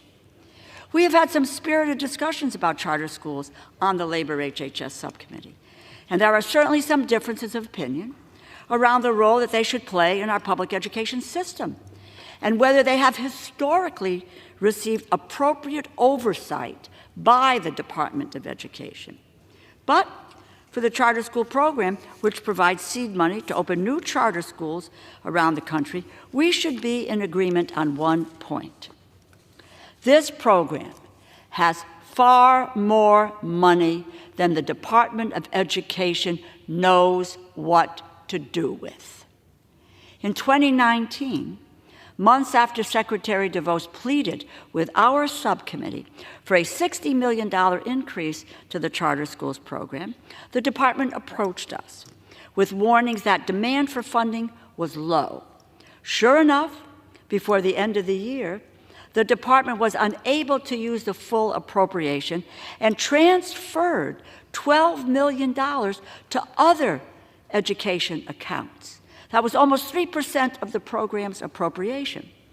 In addition, over the years, our committee discussed issues raised by the Inspector General, including findings that states have mismanaged charter school closures and that the department failed to provide any adequate guidance or oversight on the issue. And I know my colleagues on the other side of the aisle, they want oversight. And that is why we need to continue our oversight of the charter school program with respect to accountability and transparency and success. Many open, many close. And many take people, and then they disgorge people. I'll support charter schools, but not at the risk of eliminating public education in this country, which is one of the issues that is on the agenda of the Republican majority in this Labor H bill. This amendment provides a wasteful increase that would be better directed at restoring some of the underlying bill's disastrous cuts. Let's take a look at those cuts that are disastrous in education. Let's make sure that we are supporting Title I.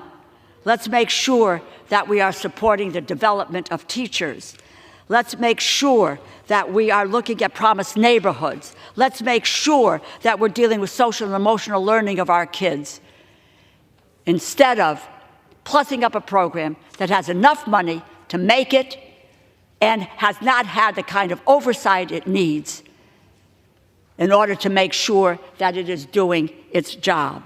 I urge my colleagues to vote no on this amendment, and I reserve the balance of my time. Gentlewoman from Connecticut reserves. The gentlewoman from Colorado is recognized.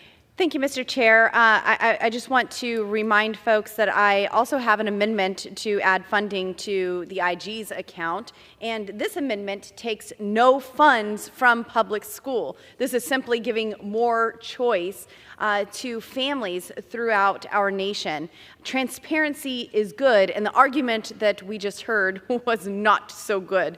Parents know how to raise their children better than government bureaucrats, better than politicians. We certainly experienced that during the COVID lockdowns with all the restrictions that we saw to our children's education, the educational experiences that they have lost through those 2 years, or some schools more, of the COVID lockdowns. It was a travesty, and I cannot reiterate enough that parents know how to raise their children better than politicians, better than bureaucrats, better than teachers' unions. We want to strengthen the charter school program, and that's what this amendment does, and I urge adoption. Mr. Chair, I yield. Gentlewoman yields. Gentlelady from Connecticut is recognized. I continue my opposition of this amendment, and as I understand it, this is an increase for the Inspector General. And as I mentioned a few moments ago, the Inspector General has done intensive investigation of the charter school movement, and they have findings that the states mismanaged charter school closures and the department failed to provide adequate guidance or oversight on this issue. I oppose this amendment, and I yield back. Gentlewoman. Thank you, Mr. Chair. I rise to urge all colleagues to support this amendment, which would provide for additional funding reductions for NIH. If we've learned nothing else from the executive branch's involvement and handling of the COVID-19 pandemic, at the very least, we learned just how corrupt and money-hungry the NIH as an organization truly is. It has been over 3.5 years since the initial COVID lockdowns, and the NIH continues to cover up and downplay its gain-of-function research at the Wuhan Institute of Virology. Earlier this year, the Inspector General's report found that between 2014 and 2021, the NIH did not adequately follow its policies with respect to three grants totaling about $8 million to the EcoHealth Alliance. And the EcoHealth Alliance had a relationship with the Wuhan Institute of Virology in which it sub-awarded $600,000 to research coronaviruses in the years leading up to the COVID-19 pandemic. NIH terminated the EcoHealth grant in April of 2020, then later reinstated it, only to suspend it again after setting conditions for resumption. The EcoHealth claimed it could not meet.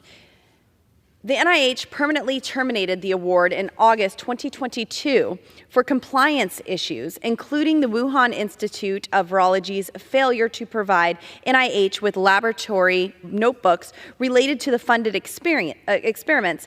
But then again, in May of this year, the NIH reinstated grants to renew its, quote, collaborative research to understand the risk of bat coronavirus spillover emergence, end quote. Seriously? In addition, late last year, the NIH issued a new grant to EcoHealth Alliance for a project titled Analyzing the Potential for Future Bat Coronavirus Emergency in Myanmar, Laos, and Vietnam. The grant provides EcoHealth Alliance with $653,392 covering a period until August 31st, 2027. Why is an organization that failed to comply with reporting requirements continuing to receive more and more American tax dollars? Even more disturbing, earlier this year, the acting director of NIH, Dr. Tabak, testified before the House Appropriations Committee. I asked him whether gain-of-function research was conducted at the Wuhan Institute of Virology, and he responded, no. However, in an October 20th, 2021 letter to then Oversight and Reform Committee ranking member James Comer, the NIH admitted to funding gain-of-function research on bat coronaviruses at the WIV. Ironically, Mr. Tabak authored this letter in which he stated that the, quote, limited experiment tested whether, quote, spike proteins from naturally occurring bat coronaviruses circulated in China were capable of binding to the human. ACE2 receptor in a mouse model. This is classic gain of function, and this is unacceptable. Americans deserve to know the truth, especially when their tax dollars are funding these dangerous practices. As if that were not enough evidence to justify a budget cut, the Biden administration has also inappropriately used the NIH as an extension of the president's radical, unethical policies. For instance, in April of 2021, the NIH reversed restrictions governing federal-funded research to allow the use of fetal tissue obtained from elective abortions. I am grateful the underlying bill includes several guardrails for fiscal year 24, such as prohibiting funding for unethical human embryo and aborted fetal tissue research, prohibiting any support to the Wuhan Institute of Virology, and prohibiting gain-of-function research in an adversarial country. These are good provisions, but they are simply not enough. I also recognize that the underlying bill has reduced the NIH's funding by about 12.5%, but I strongly believe a larger cut is warranted if we want the NIH to realign its priorities with congressional intent.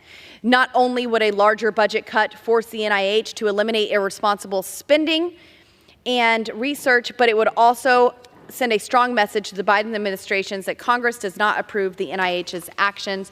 Mr. Chair, my time has expired. Gentlewoman's time has expired. For what purpose does the gentlewoman from Connecticut seek recognition? I rise to claim time in opposition to the amendment. Gentlewoman is recognized. Okay. I guess I'm having trouble listening to a series of science deniers here this afternoon. That's really troubling. The amendment would cut funding to the National Institutes of Health by an additional $3.6 billion.